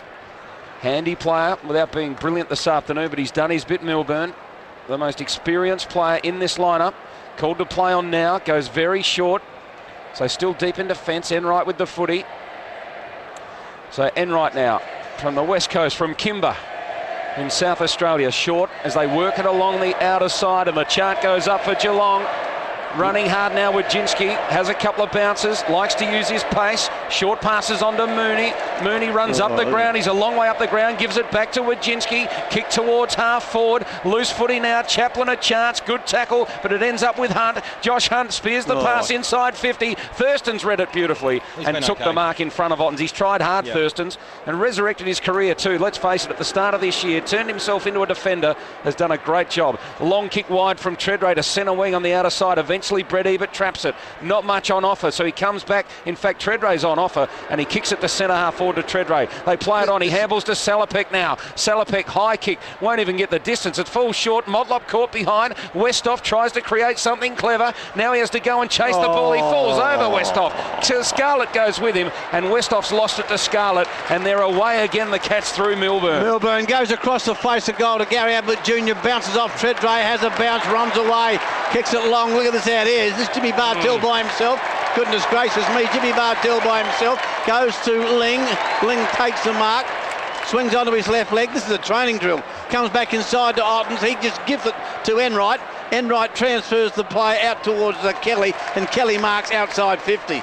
This is a training drill. Kelly now puts it into the square. Mooney at the back. Mooney at the back. With him it says King. Couldn't take the mark. Chapman now kicks towards goal, and it's gone out of bounds. No, in fact, a free kick. Off Wakeland's foot. Came off, he kicked it into Wakeland, and it hit his foot and went out of bounds on the full. So a free kick will be paid to Chapman. Chapman now, an impossible angle. Couldn't possibly kick this. Don't say that, Kim. No, you might as well have a go. Well, and it can happen today, the way the Cats are going. He's going to kick a reverse punt kick. Here he goes. A reverse punt kick. And he has kicked it out of bounds on the full. So a free kick will be taken here by Wakeland. We've played 26 and a half minutes into the final term. The Cats 24-19, 163. Port Adelaide 5-8-38 on the Hungry Jack scoreboard. The Brownlow medalist have a big last quarter. He's had 12 possessions in the last. He's up to 28. Is that right? So Chad Corns now in the back pocket with the footy. He's going to play on, runs across goal and handballs to Peter Burgoyne. But there's not much on offer on this side of the ground. They come the members' side. Peter Burgoyne got the kick away. Goes long in the direction of Westhoff. In front, couldn't mark. Over the back, Westhoff a chance. He soccers off the ground. Goes to Sean Burgoyne. That was brilliant. A rare piece of brilliance from Port Adelaide. Sean Burgoyne on the run, and he makes no mistake. And he gets a goal. It has been such a long time coming. You got to say, that isolated piece of play was unbelievable from Westhoff. It was brilliant. Yeah. And Sean Burgoyne's finishing very clever as well. Port Adelaide 6-8-44. Geelong 24-19, 163. Hungry Jack scoreboard. Okay, Mark Thompson has come down onto the bench, and there's lots of hugs and very happy boys down on the Geelong bench there. I can just imagine the first in 44 years. It's been a long time, that's for sure. They are particularly happy on the bench, I can assure you of that. The umpire has the ball back in the middle of the MCG. 28 minutes gone. 28 minutes gone into the final term here. And it's going to be the Cats premiership, the first in 44 years. They want it badly. 28 minutes gone. Clock ticking down. The bounce down. The big men will go. Up they go. Odds went high. Taken on this occasion by Burgoyne. Gets it over the top. Opportunity for Chaplin. Goes to Pearce. Pearce now out wide to Roden. Has it slightly on the attacking side of centre. Goes back to Peter Burgoyne. Peter Burgoyne over the top to Roden and couldn't pick it up. Hits him on the knee and then just bounces out of play. So when things don't go for you, things don't go for you. Big Neil Baum down there on the boundary. He's a pretty happy chappy. His first year at the Cats, and they've snared the big prize. Laid with the tap. Taken by Mackie. He's been good today, the former Adelaide boy. Pushing and shoving, bodies over the football, and the umpire will have a bounce down. Bounce down, outside 50 for the power. Isn't it amazing how the fortunes can turn in footy? Bomber Thompson was under the pump. Almost gone. 3 or 4 this year, they were saying get rid of him. Yeah. Unbelievable. He's the hero. There's a chance for Peter Burgoyne, ducks the head, grabbed high, gives it to Motlop. Motlop and now kicked up towards full forward, getting back there and taking the mark is Hunt. Played a pretty good game today, Josh Hunt. I don't mind telling you. Hunt now with the mark, goes out wide. And the mark has been taken out here by Stokes, is it? Bartell. Jimmy Bartell, he's had a great last quarter. Yep, 13 possessions in one quarter for him. Scarlett takes it in the back pocket, comes across to the other back pocket to Harley, the captain. We've got to be wrapped for this fella. Started at Norwood, goes short now to Ajinski. In the defensive 50 will go back. So they're playing possession footy. They don't really need to. Goes back to Harley. So Harley now deep in defence is going to, by the look of it, kick it long. He's called to play on. He just stands on the spot and bounces. No one coming towards him. Now they are. So he bombs it long towards centre wing. Ottens and Roden. Can you believe this mismatch? Oh, Roden did well in the end. No, Ottens did juggle the mark. Took about 3 or 4 bites at it and in the end pulled it in. Big game from Brad Ottens. Yeah, he's been a good player for them. Yeah, he's turned into a wonderful player. Ottens goes backwards again. To Scarlett now. Scarlett deep in defence. He's played a huge game too, Scarlett. I love watching him play. He's a great defender. And Geelong are the greatest team of all. As they say, we are Geelong. Unbelievable. Great performance by the Cats. Bomber Thompson walking out there. Look at the Geelong Cats. Are they happy? And understandably. It's been a magnificent performance by Geelong today. They were absolutely sensational in winning the 2007 Grand Final.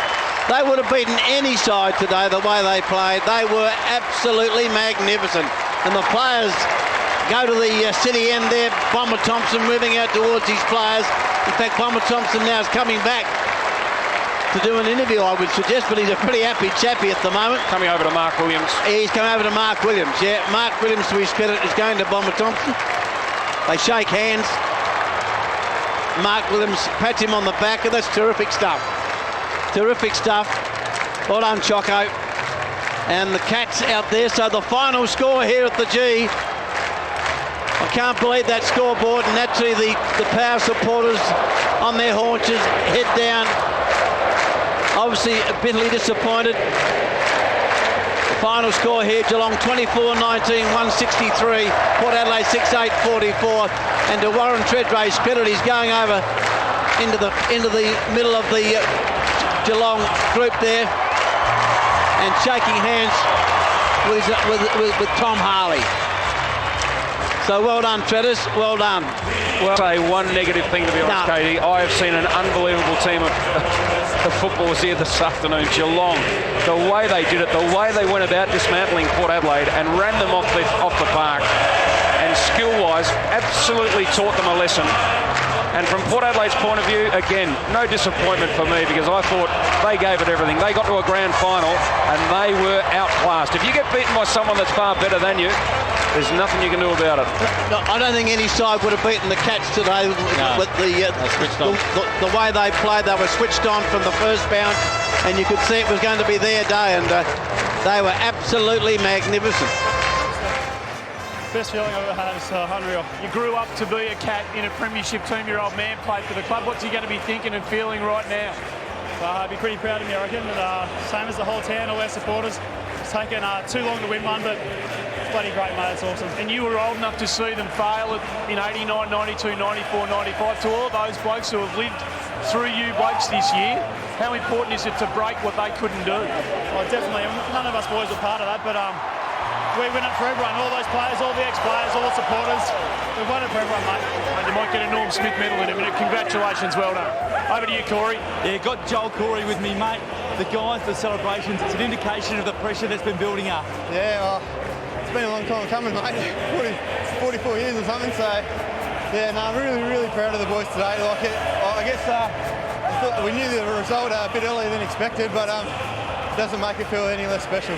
That 44-year pressure building up on you, did it tell during the week? No, not really. Like those teams before us, they made a granny. Like there's no one left, kind of thing. So, well, we just had expectations on ourselves, kind of thing. We've been the better side all year. I'm not afraid to say it now, and we thoroughly deserved it. What about when you take a look around and look at the fans here and what it means to them? That must be special too. Yeah, they've been great. They've been, like I said, a long time coming, kind of thing, and they've stuck with us the whole way. And really proud to see so many out here, and proud of the boys for what they did. Enjoy, fantastic stuff, mate. Andrew Marr.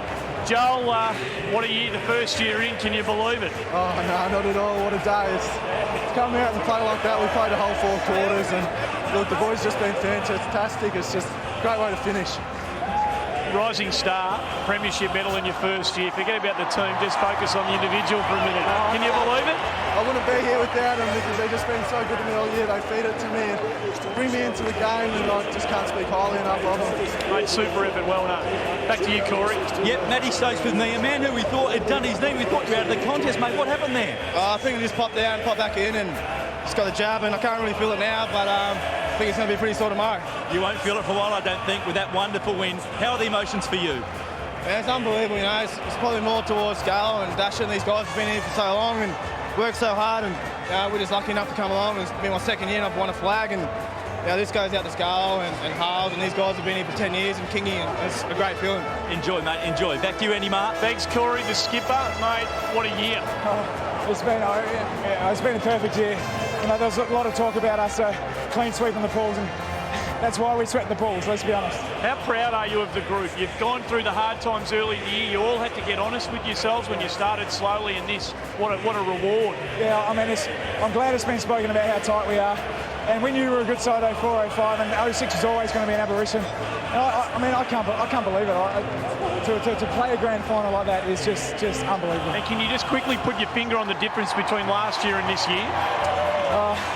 Well, we had a lot of changes. It's hard to put it. We all took ownership of the team, and we didn't have many injuries. Like, we've got some superstar players, and it just gelled. It was just one of those years where he's got to make hay when the sun shines. Well done, Tommy. Congratulations, mate. Enjoy holding up the cup. I'm going to love it, mate. Back to you, Corey. Yeah, a couple of very happy boys here. We've got Jimmy Bartell. We've got Cameron Ling as well. How's that feeling, mate? Oh, bloody amazing, I'll be honest. I didn't think it'd ever turn out like that. We've had a hard year and a hard few years, but geez, the boys played well today. Just everyone played as a team, and such a good feeling. A premiership player and a Brownlow medalist, mate. Can that sink in? No, I love the Brownlow, but all I wanted was a premiership medallion. But got one, and it's just hard to describe it. For both of you, the build-up during the week, there was a lot of pressure on it. Everyone at Geelong was talking about it. Were you able to shut that out and just enjoy the day? Yeah, we did. We just focused on our training early on the week, and then even the grand final parade, we relaxed and enjoyed it. And then today, all the boys just turned up to play, and just so hard at the footy, the boys were. The attacking the ball was just first rate. This bloke led the way as well. He was fantastic. Both St Joseph's boys too. I mean, you look back at the school days and you think, oh, we dream of playing at the MCG in a premiership. Does this just blow your mind? Definitely, mate. We were there through the years, a bit of heartache for the supporters, but they've ridden us the whole way, and they should celebrate pretty hard with us. Oh, we're going to celebrate it tonight, Jim. Well done, boys. Back to you, Hutto. They certainly will. Thank you, Corey. Job well done, Corey and Andrew Mark, capturing the moments with the players so well. And Mark Williams, he's had a sensational year. A miserable day today. Geelong by 119 points, boys. Well, they're just absolutely awesome from the start. They've been the best team all year. We've spoken about it, and the number of awards that they've won. They've gone from a team where they got a lot from everybody to they've got genuine superstars in that team now. At the same time, it's just the evenness of performance that they had right across the board the whole day. Scarlett was just fantastic, just straightened them up the whole day, and now the attention turns to who the Norm Smith medalist is. Let's join the AFL Master of Ceremonies, Craig Willis. Ladies and gentlemen, a great deal of pleasure now to introduce to you former Sydney and Carlton champion and winner of the 1987 Norm Smith Medal, David Rhys-Jones, to present the Norm Smith Medal to the player adjudged best of field in the 2007 Toyota AFL Grand Final. David, the winner is? The winner is Steve Johnson.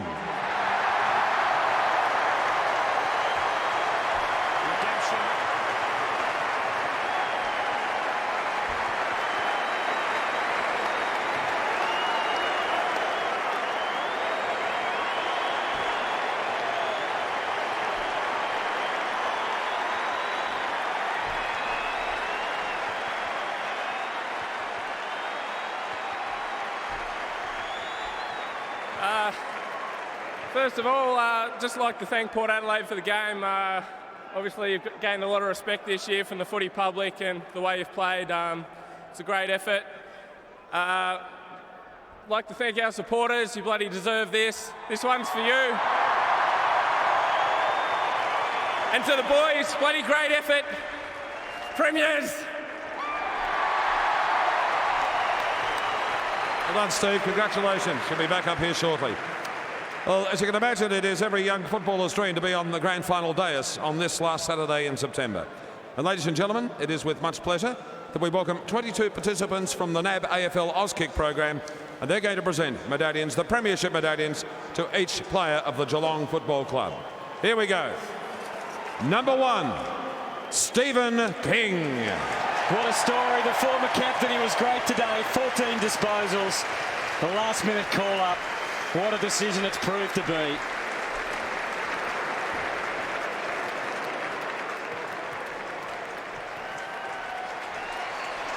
Number 3, Brownlow medalist, Jimmy Bartell. As was once said of another Geelong hero, what more can you say? 28 disposals to go with his Brownlow medal and his premiership medallion. Number 4, Andrew Mackie. Well, the run that he's provided, this young bloke, he's really added something to this team. I'm sure he'll enjoy another good 10 years in this Geelong outfit.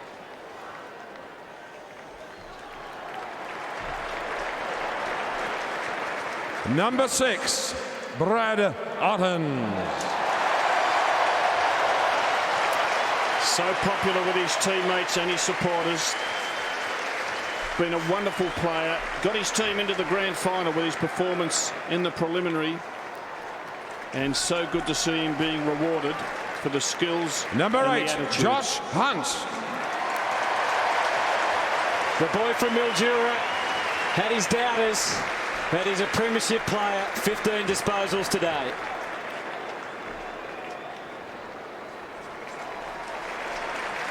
Number 9, James Kelly.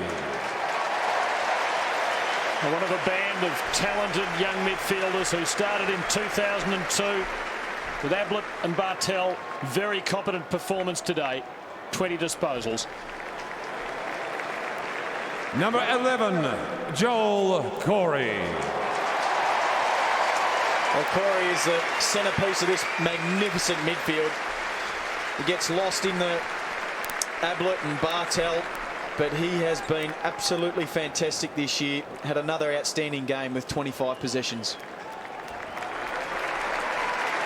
Number 14, the rising star, Joel Selwood.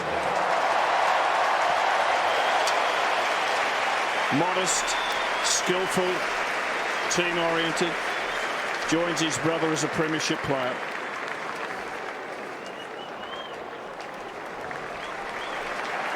Number 17, Shannon Burns. Probably thought his chances of playing finals were waning mid-season. Missed 11 weeks. The boy from the Shepparton Footy Club, like Stephen King.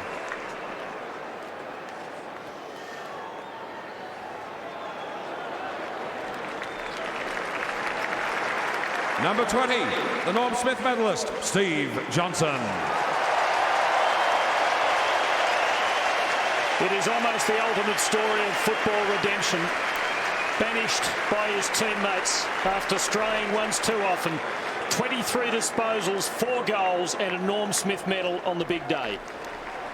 Number 21, Cameron Mooney. Well, very popular.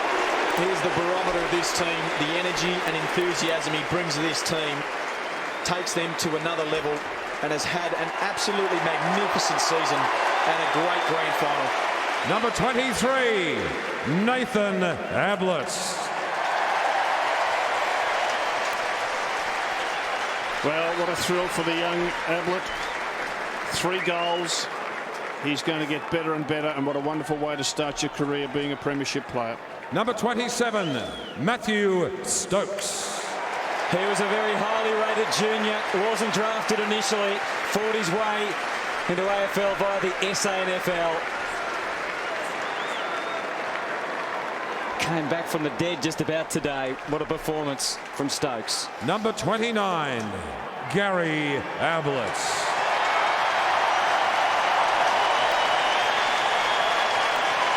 The name has magic written all over it. It now has premiership player written beside it. Number 30, Matthew Scarlett. Well, as the quarterback of this team, sets them up with direction, straightens them up out of defence. When you have Scarlett in defence, you must feel so confident as a team. Number 33, Max Rook. Hit him hard all day. Plays a defensive job on the opposition's best. Came back from a terrible injury mid-season. Well-deserved premiership medal. Number 35, Paul Chapman. I wonder how much of this can be put down to his comments. Too many passengers, he said, when they lost to the Kangaroos back in round 5. What a day. Great mark and 4 goals. Number 39, Darren Milburn. The grizzled veteran, the most experienced man in the outfit. His 213th game is red letter. Number 40, David Wojcicki. Well, recovered from a reconstruction a couple of years ago. Didn't hit his straps last year, but certainly has this year. Has been that missing link, carries the ball into space. Very dangerous with the ball in his hands. Number 44, Corey Enrights. Popular player, came from the Port Adelaide Magpies, 29 disposals in the grand final. Nobody got more of the ball for his team than Corey Enright. Number 45, Cameron Ling. Continues the great redhead tradition at Geelong. No one more popular than Cameron Ling. 25 possessions. We love you, Lingy.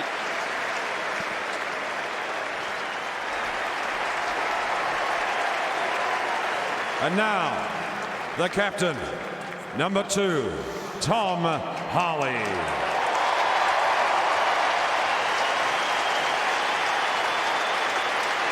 The man to lead the Cats out of the wilderness after 44 long years.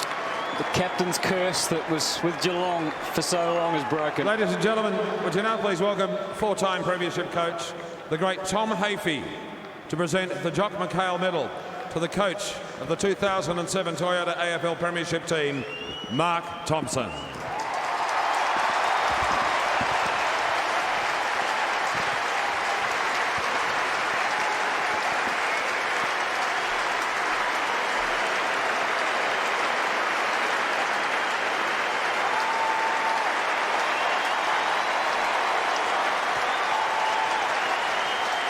Before we hand over the Premiership Cup, let's hear from Captain Tom Harley firstly.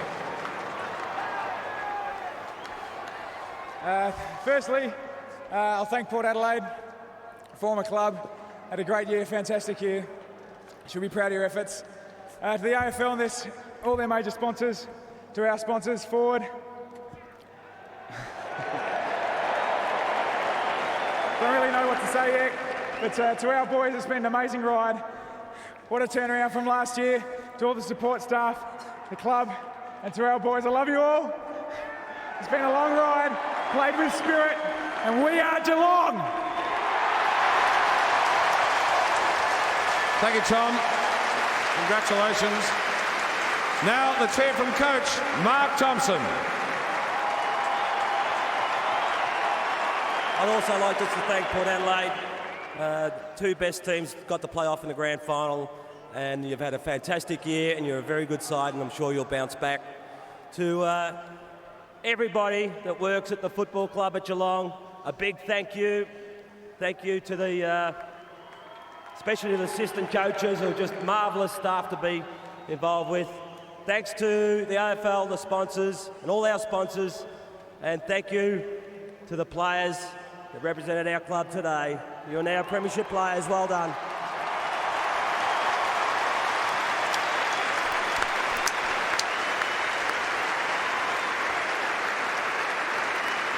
There's a couple of people that have been around this place for a long time, Geelong, and it's Alec Popescu. He's been waiting a long time for a premiership, and Alec, he finally got one, and he's very happy. And the other person is Frank Costa, who is a very, very special man to Geelong. Last thing I'd like to say is thank you for hanging around, supporting the Cats and being so patient. It's been a long time, but we've got there. Well done.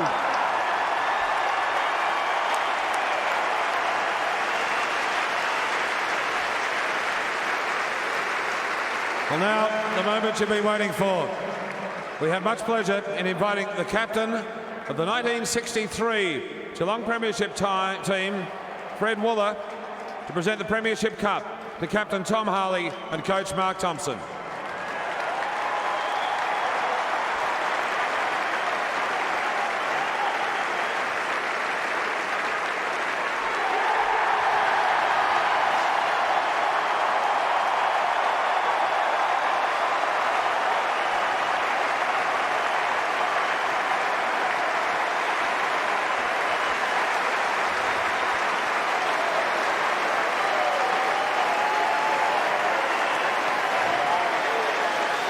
Have to say it one more time.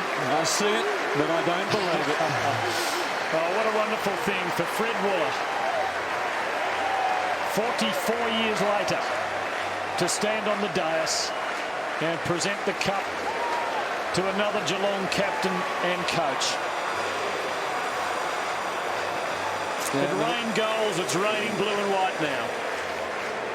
Well done, Mark Williams, to get among the Geelong players after it was over. It must have been a painful experience. And the lines from the song, the greatest team of all in terms of grand final today, fitting 119 points the margin. And Port Adelaide score 44. And Mark Blake, he of course is the somber side of the story. Let's go down to Andrew Mark. Thanks very much, a man who's been crying like a child for about the last 2 hours. Can you believe how you feel, Big Unit? No, I can't talk either. I'm sorry, Murray, but mate, this is the best thing that's ever happened to the Geelong Footy Club and the team. They make me talk, but mate, this is fantastic. To all the supporters out there, and we couldn't win one, but these blokes have. So that's what it's all about. So it's all about the club and it's all about the team. How can you be so selfless? You know, because mate, it's not about me or anyone else. It's about this great club that I played for. So good on you, Bomber, and good on you, Tom, and Stevie Johnson, mate, what a star. So that's what it's all about, mate. You're one of the great Geelong men. What's it going to mean to the town? Mate, the town will be the best thing ever. There'll be a boom down there. It'll be bigger than the Gold Rush or Ford or anything else that's happened down there, Murray. Don't worry about it. Get down there tomorrow, get down there tonight, and we will run amok for a month. Going to drink plenty of frothies. Back to you. Oh, Billy. Speaking of Ford, they began their association with Geelong in 1925. It is an 82-year connection. When Geelong was in terrible trouble in 1999, it brought Ford sponsorship payments, and payback has come today. You would think it might come in other ways into the future. Look, I think it is fantastic. You've got past players that have lost grand finals, and here they are, standing beside them as one, saying, this is about the Geelong Football Club. This is not about us. This is about the town and 44 years of missing out, and they've finally got it. Looking forward to the SEN breakfast show on Monday. I don't think Billy's going to have too much voice left. Don't expect him there, I wouldn't think. Let's go back down to Corey, Wingard. Yeah, have the Norm Smith medalist with me, mate. How does that sit? Norm Smith medalist? Well, obviously it's a big thrill, but I mean, the most important thing is we got the Premiership Cup now, and that's all that matters. We had 22 good players today, and it's just great effort. A second to think about your season. Black Band at the start of the year, you had to fight your way back, and you got 2 medals around your neck. How does that sit? Oh mate, I never would have dreamed of this, but obviously it's a huge turnaround. All the boys have put in so hard, and we just deserve this. Our supporters deserve this, and it's just a great feeling. The work the boys have done and the way that you've all bonded so tightly, how special is that for you in this footy club? Obviously everyone's really close-knit at the minute, and it's just a great place to be around, and I really felt a part of it this year. They welcomed me back, and just been a fairy tale. I'm just looking in your eyes. Has it settled in? Oh, it hasn't sunk in, I don't think, but I'll give it a few days. Go and enjoy. Well done, mate. You go back to Hutto upstairs. This is moments to savour here, Vossi. Well, I think it's important. This is something that's, I think it's important. They get to see the supporters, they get to look in their eyes and see what it does mean to them. Of course, the players are out there doing it, but the supporters are there riding every bump. And many of them, like has been already stated, have waited a very long time for this experience. And they get to feel and touch the players and see the cup and perhaps even get the drink out of it. What better experience? I think a great thing about this outcome is that, back to Andrew Marr. You want to talk about what a footy club means as a family. Bud Lawton, a 72-year-old trainer down here at the Geelong Footy Club. How are you feeling? Very good indeed. Now, you lost your wife 2 weeks ago. And you've been down at this club for 50, 60 years? About 40 years. And they've thrown their arms around you in a time of need, in a time of grief? Oh, they've been tremendous. Players have been good. The whole football club has been very, very good. And your wife would have been a passionate Geelong supporter as well? Ever since I've been here. How will she be feeling right now? Good, I think. I think she'll be wonderful. And you've been working with your grandson as well today, I believe. My grandson there, James. Yeah. My daughter's up there. up there. She's been looking after me. How you feeling, bud? Pretty low tonight. Yeah. But I'm feeling good, really. At least this club's giving you something to smile about, eh? Yes, yeah. The whole team's been good. The whole players been good. I love all of them. You know, the best lot of players we've had, I reckon, in my time in the game. Good on you, bud. Thanks for joining us. Thanks very much. Back to you, Corey. Thanks, Andy. Nathan Ablett with me. Nathan, we spoke to Gary early. He said he'd cut his medal in half and give half to Dad. You must have watched Dad miss out so many times. How is it for you? Oh, yeah, it's obviously something that, you know, Dad wanted, but, you know, it's just, I mean, it's for everyone around the club at the moment. It's not just the players, it's the people involved around the club. So it's great to be here and it's great to win one. What about you personally? A great game. Did you really feel you came of age on the big stage? Oh, well, I mean, it's nice just to be in a grand final for starters, and to win one like this is just, it's great. You stood back and watched for a second. Have you taken it in? Have you realised what you've done? I don't think so, no. Back in the rooms, it might come in now. Well done, mate. Congratulations. Back to you, Hutto. Thank you, Corey. It's a real community triumph, isn't it? It is, yeah. And you can sense it. And I was going to make the comment a moment ago. We've had the powerhouse from the Boom State out west win it last year. We've had the new territory, Sydney and Brisbane, win flags. Yeah. Been a while since a team from Melbourne's won one, but the one provincial town team in the comp has come good at last. And they are sharing it so much with their supporters at the rate at which they're moving around the MCG. They won't finish this lap until 7 p.m. And that's great. Well, they've waited a while for it, Wolsey. They're going to savour every single second of it. And that's what they should. You never know whether you'll come back here ever again. So take that lap as slow as you like. Take it all in because you want to remember every single moment. They're keeping a lid on back-to-back at this stage, Wolsey.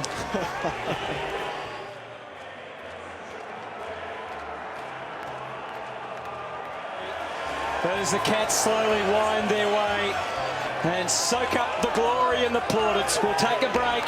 Geelong premiers in 2007.